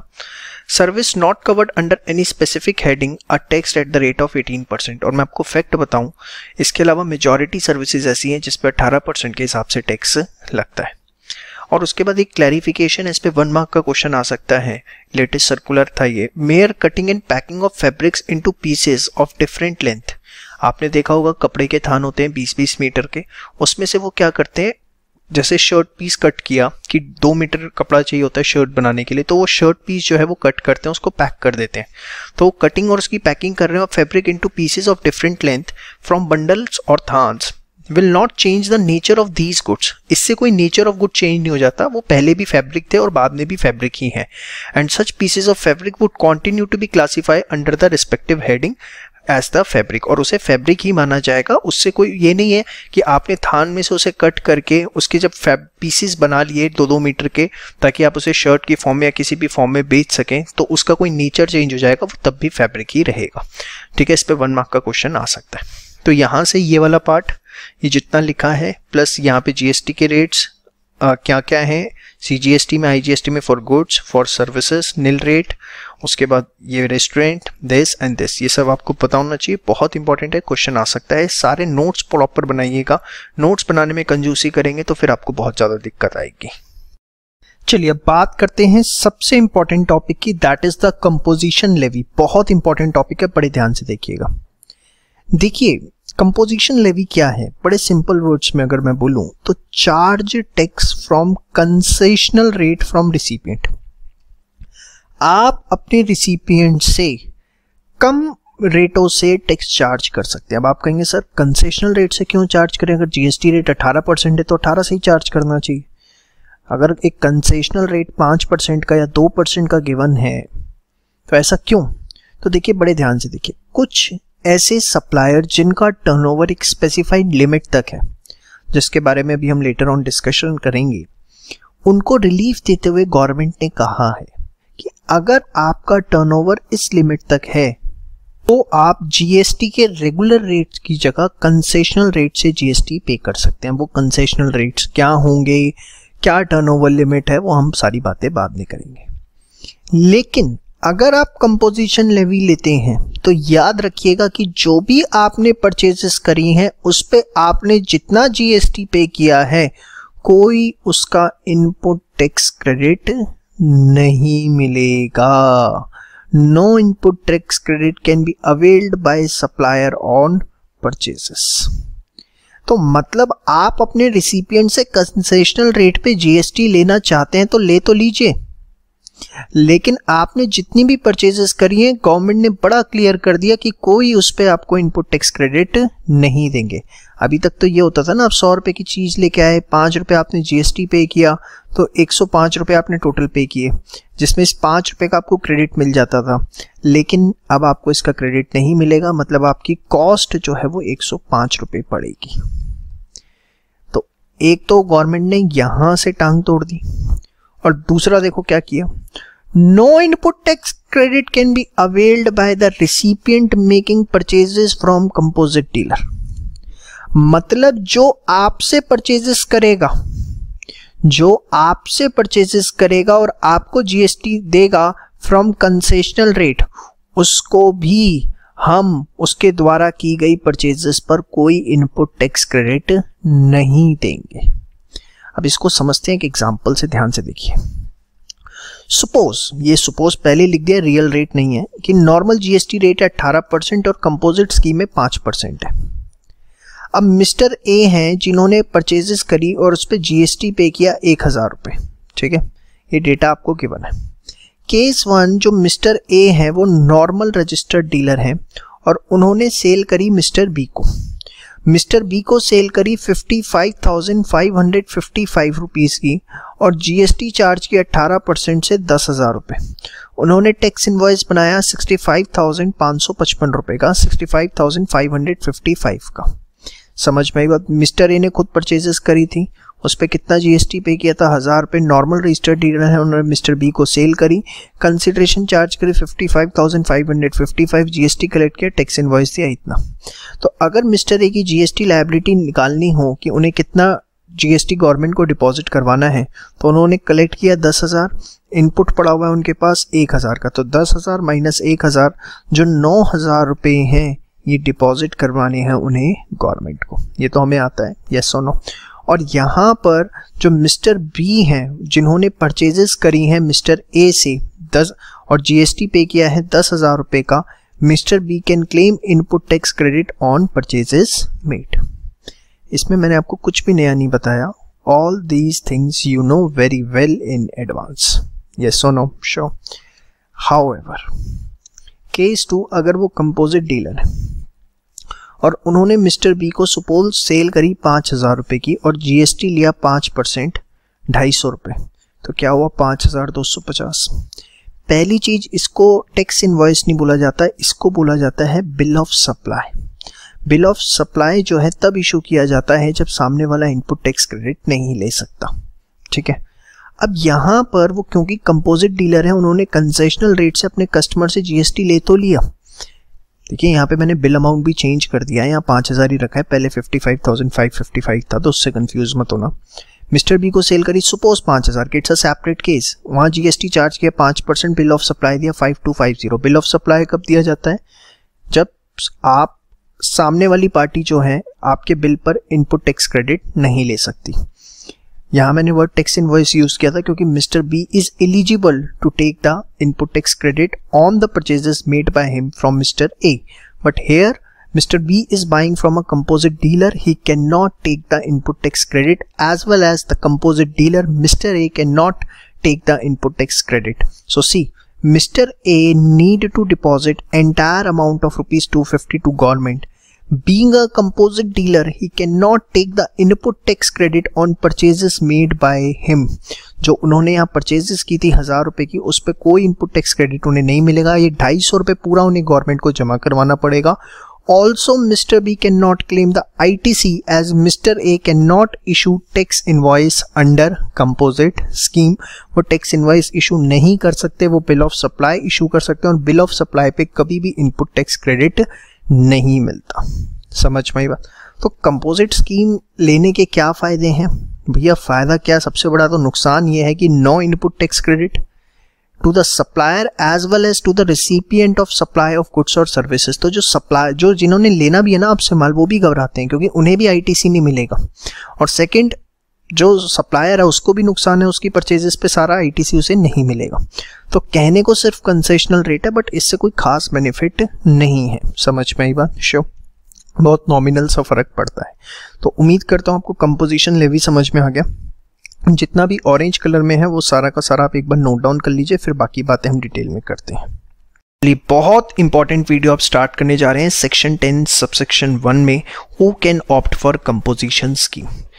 देखिए, अगर प्रीवियस फाइनेंशियल ईयर के अंदर सप्लायर का एग्रीगेट टर्नओवर एक स्पेसिफाइड लिमिट तक है, वो स्पेसिफाइड लिमिट क्या है, 75 लाख है कुछ स्टेट्स में और कुछ स्टेट्स में 1.5 करोड़ है, उतने तक थी, तो इस साल आप कंपोजिशन स्कीम ऑप्ट कर सकते हैं प्रीसीडिंग फाइनेंशियल ईयर। मतलब सपोज अगर 2018-19 में ये जो टर्नओवर स्पेसिफाइड है, अगर इतने तक आपका एग्रीगेट टर्नओवर था, तो for 2019-20 you can opt for composition scheme. ठीक है, पॉइंट नंबर 1। पॉइंट नंबर 2, अगर आप एक फ्रेश रजिस्टर्ड डीलर हैं, अभी आप फर्स्ट टाइम अपना रजिस्ट्रेशन करवा रहे हैं, तो फिर तो आप वेरी बिगनिंग से कर सकते हैं। ठीक है, अगर आपको लगता है आपका टर्नओवर इतना रहेगा। लेकिन कंपोजिशन स्कीम के नुकसान है, मैंने आपको बताया। तो चलिए come to the main point. तो अगर आपका aggregate turnover preceding financial year का प्रीसीडिंग या प्रीवियस यहाँ पे इनकम टैक्स वाला नहीं है या देसी इंग्लिश वाला प्रीसीडिंग है, तो ये बात ध्यान रखिएगा। पिछले फाइनेंशियल ईयर का जैसे 19-20 चल रहा है, तो 19-20 चल रहा है, तो प्रीसीडिंग क्या होगा, 18-19। तो अगर आपका पिछले साल का टर्नओवर 75 लाख रुपए तक था in the states of Uttarakhand, Arunachal Pradesh, Manipur, Meghalaya, Mizoram, Nagaland, Sikkim और त्रिपुरा, तो आप इस साल कंपोजिशन स्कीम के लिए ऑप्ट कर सकते हैं। या इसके अलावा कोई और स्टेट है जिसमें हिमाचल भी आएगा, असम, JNK। देखिए, वैसे स्पेशल कैटेगरी के हमारे पास हमें पता है कि टोटल स्पेशल कैटेगरी के 11 स्टेट्स हैं, उसमें से सिर्फ 8 ने ये 75 लाख जो है ऑप्ट किया है। जो 3 है, हिमाचल प्रदेश, असम एंड जम्मू एंड कश्मीर, इन्होंने 1.5 CR की जो लिमिट है वो ऑप्ट करी है। अमेंडमेंट आपको मैं बता दूं क्या है इसमें। हिमाचल प्रदेश और जो असम है ये पहले 75 लाख में हुआ करते थे, अब ये इन्होंने शिफ्ट करके अपनी लिमिट 1.5 CR करवा लिया, और उत्तराखंड जो पहले 1.5 CR में हुआ करता था, अब वो 75 लाख में चला गया। तो मेन जो आपको इसमें स्टेट्स ध्यान रखने हैं वो उत्तराखंड ध्यान रखना है, हिमाचल प्रदेश और असम, ये जो स्टेट्स हैं वो आपको एकदम खास तौर पे ध्यान रखने पड़ेंगे। समझ में आई बात? तो कौन कंपोजिशन स्कीम के लिए जा सकता है अगर आपका एग्रीगेट टर्नओवर इतना है रिस्पेक्टिव स्टेट्स के अंदर, तो इस फाइनेंशियल ईयर से आप कंपोजिट स्कीम के लिए जा सकते हैं। फटाफट इसको एक बार नोट डाउन करिए फास्ट। चलिए आगे बात करते हैं। अब एग्रीगेट टर्नओवर का मतलब क्या है, ये बहुत इंपॉर्टेंट है, बड़े ध्यान से देखिएगा कि जब आप बात करते हैं कि पिछले साल का टर्नओवर देखना है तो उसमें क्या क्या आएगा। तो देखिए, जितनी भी सप्लायर ने सप्लाईज करी हैं, चाहे इंटर स्टेट चाहे इंट्रा स्टेट, वो सारी आएंगी, बट उनको छोड़ के जिन पे टैक्स पेबल था अंडर रिवर्स चार्ज मैकेनिज्म। अगर RCM में recipient of supply of goods and services जो है उसको अगर GST कंप्यूट करके डिपॉजिट करवाना था, तो वो जो है सप्लायर के टर्नओवर में इंक्लूड नहीं होगा। प्लस अगर उसने कोई एग्जेम्प्टेड सप्लाई, देखिए एग्जेम्प्टेड वर्ड लिखा हुआ है, नॉन टैक्सेबल नहीं लिखा हुआ। मैंने आपको बताया था एग्जेम्प्टेड अलग होती हैं और नॉन टैक्सेबल अलग होती है। नॉन एग्जेम्प्टेड जो होती हैं वो टैक्सेबल तो होती हैं, but for the time being उन पे कोई टैक्स देने की ज़रूरत नहीं होती, उसको नोटिफिकेशन के थ्रू एग्जेम्प्ट किया होता है। तो यहाँ पे जब आप एग्रीगेट टर्नओवर देखेंगे तो सिर्फ वो वाली सप्लाईज नहीं देखेंगे जिन पे टैक्स दिया, एग्जेम्प्टेड सप्लाईज जो है उनको भी देखा जाएगा।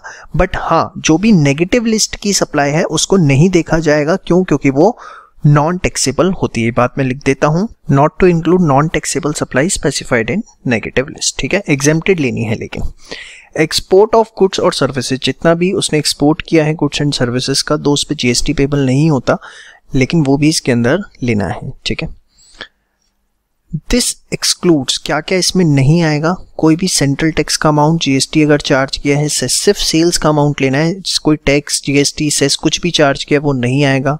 कुछ इंटरेस्ट है लोन्स, डिपॉजिट, एडवांसेस पे, तो उसको भी एक्सक्लूड करना है। सपोज आपने अपने क्रेडिटर को जो है एडवांस दे रखा था, उस पर आपने कुछ उसको इंटरेस्ट मिला, या सपोज बैंक में आपके कुछ पैसे पड़े हुए थे डिपॉजिट्स में, उस पर आपको कोई इंटरेस्ट मिला, तो वो सब इसके अंदर इंक्लूड नहीं होगा। ठीक है, कई बार होता है ना बिजनेस में सरप्लस पैसे हो जाते हैं तो उसकी एफडी करवा दी जाती है रिजर्व्स के लिए, या वो बैंक में सेविंग्स अकाउंट में थोड़े से ट्रांसफर कर दिए जाते हैं कि भैया अभी इसकी ज़रूरत नहीं है, छोड़ो इसे साइड में रखो, जब ज़रूरत होगी तब बिजनेस से विड्रॉ करेंगे।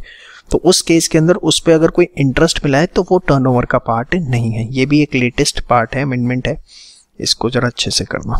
ठीक है, क्लियर। और ये जो एग्रीगेट टर्नओवर है ये आपके हर बिजनेस के लिए या हर जीएसटी के लिए सेपरेट नहीं देखा जाएगा। मैं आपको सिंपल सा एग्जांपल देता हूँ। अभी आपने देख रहा था हर स्टेट के लिए आपको सेपरेट जीएसटी लेना है। आप अलग अलग बिजनेस कर रहे हैं तो आप अलग अलग जीएसटी ले सकते हैं। अलग अलग बिजनेस में मैंडेटरी नहीं होता बट आप ले लेते हैं। तो सपोज आपने एक, देखिए जब जीएसटी के लिए अप्लाई करना होता है आपको पैन नंबर देना पड़ता है, परमानेंट अकाउंट नंबर, जो इनकम टैक्स में चलता है, इनकम टैक्स डिपार्टमेंट इशू करता है। तो एक पैन पे आपने जितने भी जीएसटी नंबर ले रखे हैं, चाहे 100 जीएसटी ले रखे हैं, वो 100 के 100 मिलाकर, अगर आपने सपोज मल्टीपल बिजनेसेस कर रखे हैं और सबका आपने अलग अलग जीएसटी ले रखा है, 100 बिजनेसेस है, तो वो सारे के सारे मिला करके this is to be verify on one PAN. ये नहीं कि हर जीएसटी का अलग अलग नंबर है तो आपको हर उसमें अलग अलग एग्रीगेट टर्नओवर देखना है। ऑन ऑल इंडिया बेसिस आप एक पैन नंबर पे जितने मर्जी जीएसटी नंबर इशू करवा लो, उसके लिए कोई दिक्कत नहीं है। लेकिन यहाँ पे एग्रीगेट टर्नओवर जो है वो जीएसटी बेसिस पे नहीं देखा जाएगा कि आपने 100 जीएसटी ले रखे हैं तो 100 बिजनेसेस, सपोज 1 2 3 4 5, आप पे 5 जीएसटी है एक ही पैन नंबर पे। ठीक है, आपने अलग अलग ले रखे हैं। इसका बिजनेस आपका है 50 करोड़ का, इसका है 30 करोड़ का, इसका है 40 करोड़ का, इसका है 50 का, इसका 60। आप कहते हैं जी मेरा तो एग्रीगेट टर्नओवर जो है सब में लिमिट से कम है, सॉरी लैक्स में आई है, तो सब में मेरा स्पेसिफाइड लिमिट से कम है तो मैं तो कंपोजिट डीलर हूँ। नो, चाहे आपने जीएसटी कितने भी ले रखे हैं, एक कॉमन पेन पे ले रखे हैं ना, तो आपको इसको एग्रीगेट बेसिस पे देखना है।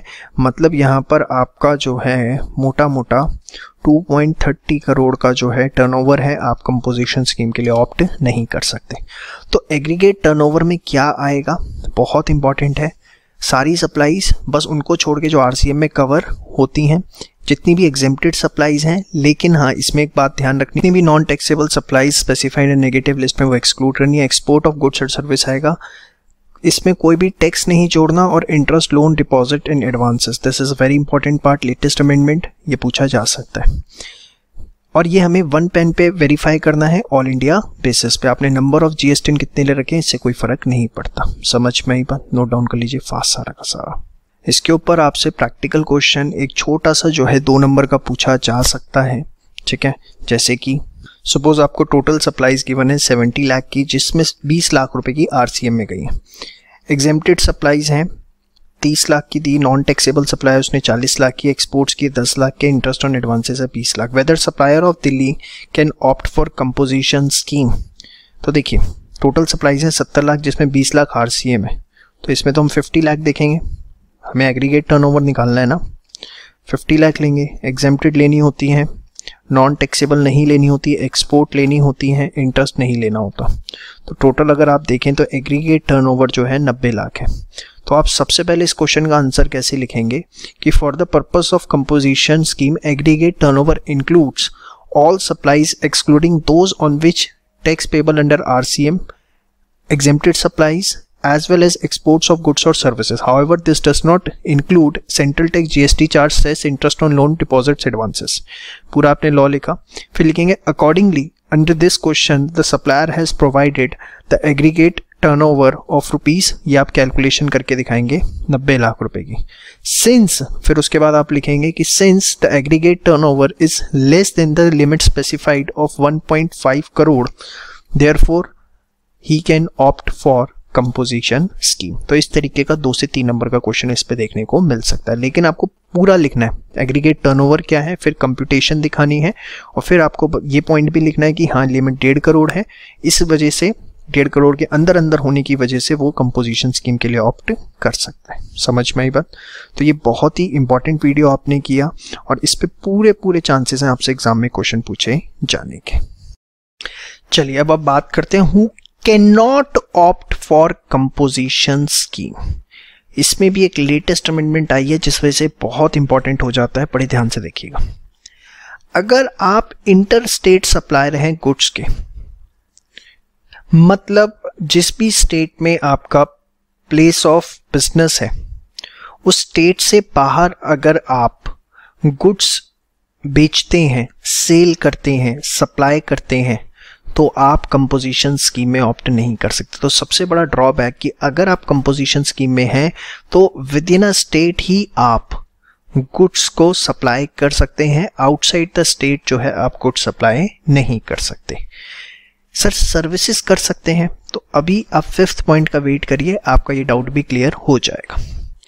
उसके बाद person supply goods through e commerce operator. अगर आप ई कॉमर्स ऑपरेटर के थ्रू, ई कॉमर्स ऑपरेटर जो कि आपके गुड्स को डिस्प्ले करते हैं और फिर आपको ऑर्डर देते हैं लाइक अमेजॉन, फ्लिपकार्ट, उनके थ्रू अगर आप गुड्स बेच रहे हैं, या आप ओला, उबर, ओयो किसी पे भी हैं, देखिए यहाँ कोई कंडीशन नहीं है, अगर आप ई कॉमर्स ऑपरेटर के थ्रू गुड्स सप्लाई कर रहे हैं तो फिर आप कंपोजिशन स्कीम के लिए ऑप्ट नहीं कर सकते।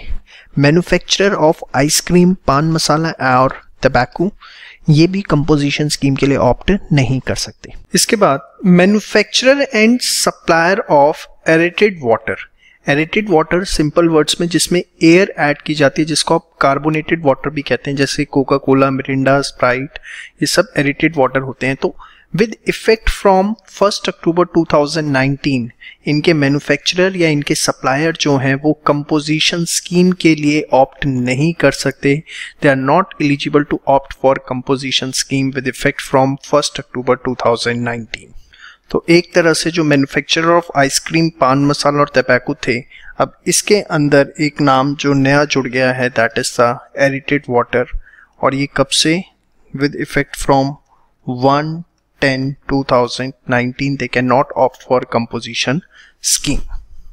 कैजुअल टैक्सेबल पर्सन, जिसके बारे में हमने ऑलरेडी पहले डिस्कशन कर लिया था कि अगर आपका प्लेस ऑफ बिजनेस एक जगह है लेकिन आपको फॉर द टाइमिंग दूसरे स्टेट्स में सर्विसेज देनी पड़ती हैं, तो फिर आप कैजुअल टैक्सेबल पर्सन होते हैं, वहां आपको रजिस्ट्रेशन करवाना पड़ता है, तो आपका वहां प्लेस ऑफ ऑफिस बिजनेस नहीं है। या कोई भी नॉन रेजिडेंट टैक्सेबल पर्सन जो है वो भी कंपोजिशन स्कीम के लिए ऑप्ट नहीं कर सकता। ये तो 4 इंपॉर्टेंट पॉइंट हैं, कॉमन है। लेकिन अब जो नई चीज आई है, बड़े ध्यान से देखिए, नई चीजों से क्वेश्चन आने के चांसेस बहुत ज्यादा होते हैं।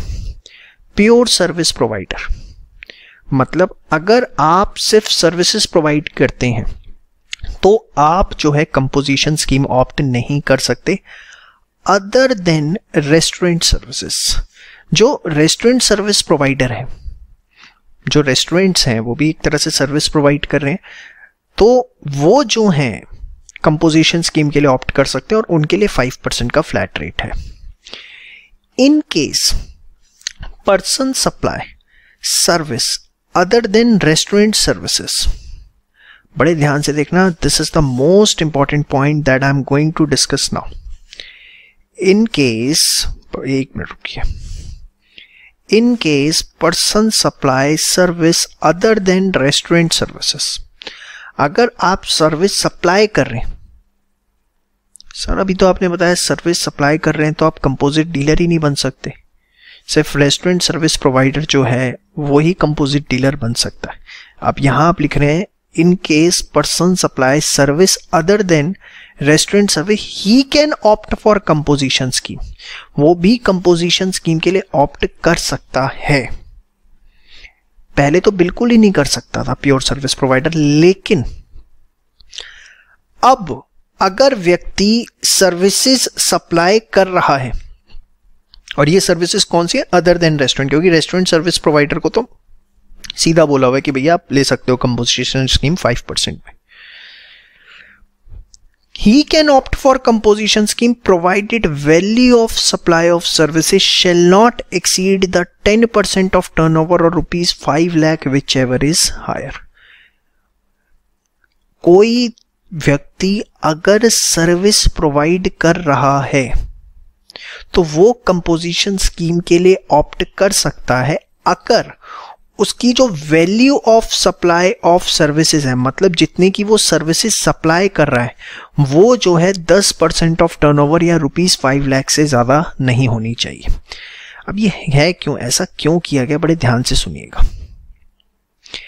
एक्चुअली क्या होता है, कई बार कोई व्यक्ति गुड्स भी सप्लाई कर रहा होता है एज वेल एज सर्विसेज भी दे रहा होता है, लेकिन सर्विसेज का अमाउंट जो है वो बहुत कम होता है, सर्विसेज की जो वैल्यू है वो बहुत कम होती है। सबसे छोटा सा एग्जांपल अगर मैं दूं, आपके आसपास कोई इलेक्ट्रिशियन की शॉप होगी, वहां से आप ट्यूब लाइट या कोई भी इलेक्ट्रिक कंपोनेंट इक्विपमेंट जो है, छोटे मोटे जो फिटिंग्स के होते हैं, वो आप परचेज करते होंगे। साथ में उसको फिट करवाने के लिए वहीं से आप जो भी इंजीनियर हैं उनको भी बुलाते होंगे। अब हुआ क्या, छोटा सा एग्जांपल देता हूँ कि सपोज आपने कुछ घर की वायर फिटिंग वगैरह चेंज करवानी थी, उसके लिए आपने 1000 रुपये का सामान लिया और उन्हीं को बोल दिया कि भैया किसी को भेज देना जो इसको चेंज कर देंगे। तो उन्होंने 1000 रुपये प्लस 100 रुपीज़ चार्ज कर लिए फॉर द इंजीनियरिंग चार्जेस करके, या लेबर चार्जेस जो भी आप उसे समझे। अब 1100 का बिल बना, उसमें व्यक्ति ने 1000 रुपये का आपको गुड्स दिए और 100 rupees charge for the services. अब यहाँ देखो वो सर्विस प्रोवाइडर भी है। पहले क्या था, अब ध्यान से समझिए, पहले ये दिक्कत आती थी कि अगर आप सर्विस प्रोवाइडर हैं, जैसे ये भी सर्विस प्रोवाइडर बन गए, तो ये कंपोजिशन स्कीम ले ही नहीं सकते थे क्योंकि ये सर्विस प्रोवाइडर भी हो गए। सर्विस प्रोवाइडर में सिर्फ रेस्टोरेंट वालों को अलाउड था। तो ये प्रॉब्लम जब काउंसिल के सामने गई, डिपार्टमेंट के सामने गई, तो इस पे डिस्कशन हुआ और उन्होंने कहा कि ऐसे सप्लायर जो गुड्स और सर्विसेज दोनों सप्लाई कर रहे हैं, लेकिन सर्विसेज का वैल्यू जो है वो 10% ऑफ टर्नओवर या rupees 5 lakh whichever is higher, इससे ज्यादा नहीं है, तो वो भी कंपोजिशन स्कीम के लिए ऑप्ट कर सकते हैं। एग्जाम्पल से समझिए, सपोज मिस्टर ए है, उनका टर्नओवर है टोटल 80 लाख रुपए का। मिस्टर ए जो है उनका टर्नओवर कितने का है, 80 लाख रुपए का, जिसमें including service of rupees 6 lakh रुपए की उन्होंने साल भर में सप्लाई ऑफ सर्विस भी करी। तो 10% ऑफ टोटल टर्नओवर कितना हो गया, 80 लाख का 10% 8 लाख, और सब अमाउंट स्पेसिफाइड कितना है 5 लाख, और हमें दोनों में से हायर लेना होता है, दैट इज 8 लाख। मतलब 8 लाख रुपए तक की अगर वो सर्विसेज सप्लाई करते हैं तो वो कंपोजिशन स्कीम के लिए ऑप्ट कर सकते हैं। और इन्होंने यहाँ पे सप्लाई ऑफ सर्विस कितना किया है, 6 लाख। भाई लॉ यही कहते हैं ना, 10% ऑफ टर्नओवर है, 80 लाख का 10% दैट इज 8 लाख। अमाउंट कितना स्पेसिफाइड है, 5 लाख, दोनों में से हायर लेना है, इतने तक की आप सप्लाई ऑफ सर्विस कर सकते हो। Here mister is supply of services are within the limit specified, therefore he can opt for composition scheme. Yes और no? Would your answer be different if turnover is 40 lakh including supply of service of 6 lakh?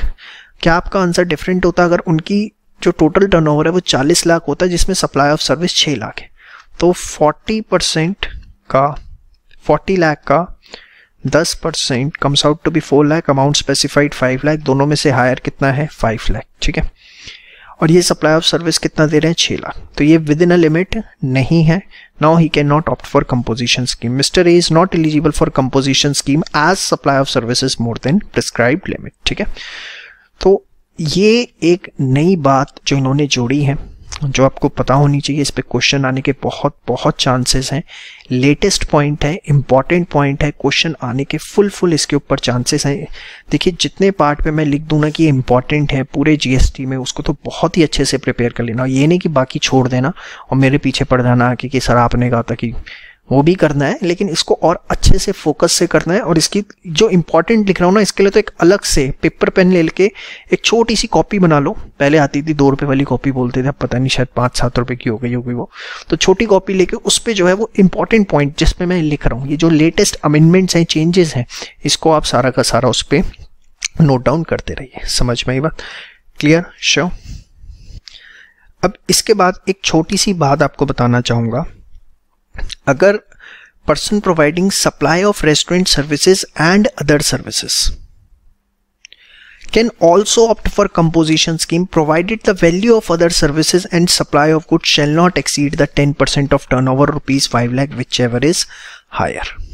अगर restaurant service provider कोई दूसरी services भी दे, देखिए ये नहीं है कि वो बंदा रेस्टोरेंट सर्विस दे ही नहीं सकता, इसी अमेंडमेंट को दूसरे एंगल से आप देखिए. अगर रेस्टोरेंट सर्विस प्रोवाइडर दूसरी सर्विसेज दे रहा है, सपोज रेस्टोरेंट सर्विस प्रोवाइडर है, ठीक है, सारी सर्विसेज वहां पे दी जा रही हैं, बट एक छोटा सा बाहर उन्होंने बच्चों के खेलने का छोटा सा एक आप अम्यूजमेंट पार्क टाइप कह सकते हैं बना रखा है. आपने देखा होगा हाईवे पे बड़े कॉमन सी चीज़ है ये रेस्टोरेंट्स के सामने.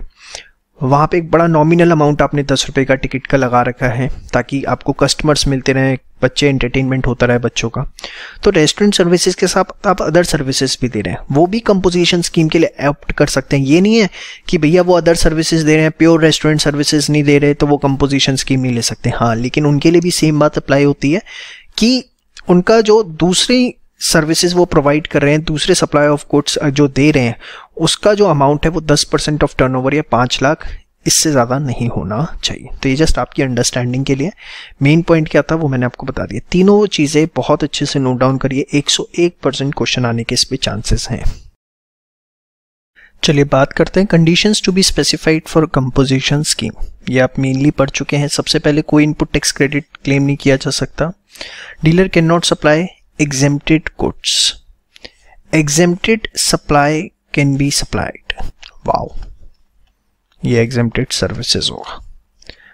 जो कंपोजिट डीलर के लिए स्कीम के लिए ऑप्ट करना चाहता है वो अब exempted goods जो है वो सप्लाई नहीं कर सकता. मतलब पिछले साल तक उसने exempted goods सप्लाई किए, दैट्स अ सेपरेट इशू. वो हमने उसके एग्रीगेट टर्नओवर में भी इंक्लूड किए, जो कि आपने यहाँ पर देखा मेरे साथ कि एग्रीगेट टर्नओवर निकालते हुए एग्जेम्प्टेड सप्लाईज हमने ली. लेकिन जिस साल से वो कंपोजिशन स्कीम के लिए ऑप्ट कर रहा है उस साल से वो एग्जेम्प्टेड गुड्स सप्लाई नहीं कर सकता. वो सिर्फ एग्जेम्प्टेड सर्विसेज हैं तो वो सप्लाई कर सकता है. Tax payer has to pay tax at normal rates for transaction under RCM. जिन पे आरसीएम लगेगा वो नॉर्मल रेट से देंगे, उन पे कंपोजिशन स्कीम अप्लाई नहीं होगी. If a taxable person has different segments of business under the same pen, they must register all such businesses under the scheme collectively or opt out of the scheme. ये बात मैंने आपको बताई थी. एक pen पे अगर आपने मल्टीपल जीएसटी ले रखे हैं तो हर किसी का सेपरेट आपको एग्रीगेट टर्नओवर नहीं देखना, एग्रीगेट बेसिस पे देखना है. इसके लिए यहाँ एग्जाम्पल भी दिया है. सपोज मिस्टर ए डीलिंग कर रहे हैं 2 तरह के प्रोडक्ट में, अल्फा और बीटा. कंपोजिट डीलर है.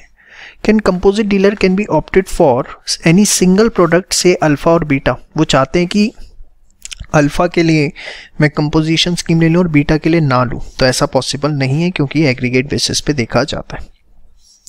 Would your answer be different if Mr A has taken separate GST for products alpha and beta on same PAN? तो उससे भी कोई फर्क नहीं पड़ता. No answer will remain same as turnover limit to be check on PAN not on GST. ठीक है. इसके बाद tax payer has to mention the word composition taxable person on every notice sign board displayed prominently at their place of business. उस पर उसे लिखना पड़ेगा कि हम कंपोजिशन टैक्सेबल पर्सन है, जो भी आप अपने ऑफिस के बाहर बोर्ड लगाते हैं या कोई भी नोटिस डिस्प्ले करते हैं लाइक दैट. ठीक है. और कंपोजिट सप्लाई को जो ऑप्ट करता है वो टैक्स इनवॉइस इशू नहीं करता, वो इशू क्या करता है, बिल ऑफ सप्लाई. और हर बिल ऑफ इनवॉइस पे उसे मेंशन करना है कि वो कंपोजिशन टैक्सेबल पर्सन है. The tax person has to mention the word composition taxable person on every bill of supply issued by him. ठीक है. तो ये इंपॉर्टेंट है, कई बार ये क्वेश्चन आपसे पूछा जा सकता है. 3 से 4 नंबर का ये सारे पॉइंट्स आपको इस तरीके से उसमें लिख कर आने हैं. फटाफट इसको नोट डाउन कर लीजिएगा विद एग्जाम्पल. इसमें फिलहाल कोई अमेंडमेंट चेंजेस नहीं है, लेकिन ये क्वेश्चन बहुत इंपॉर्टेंट है.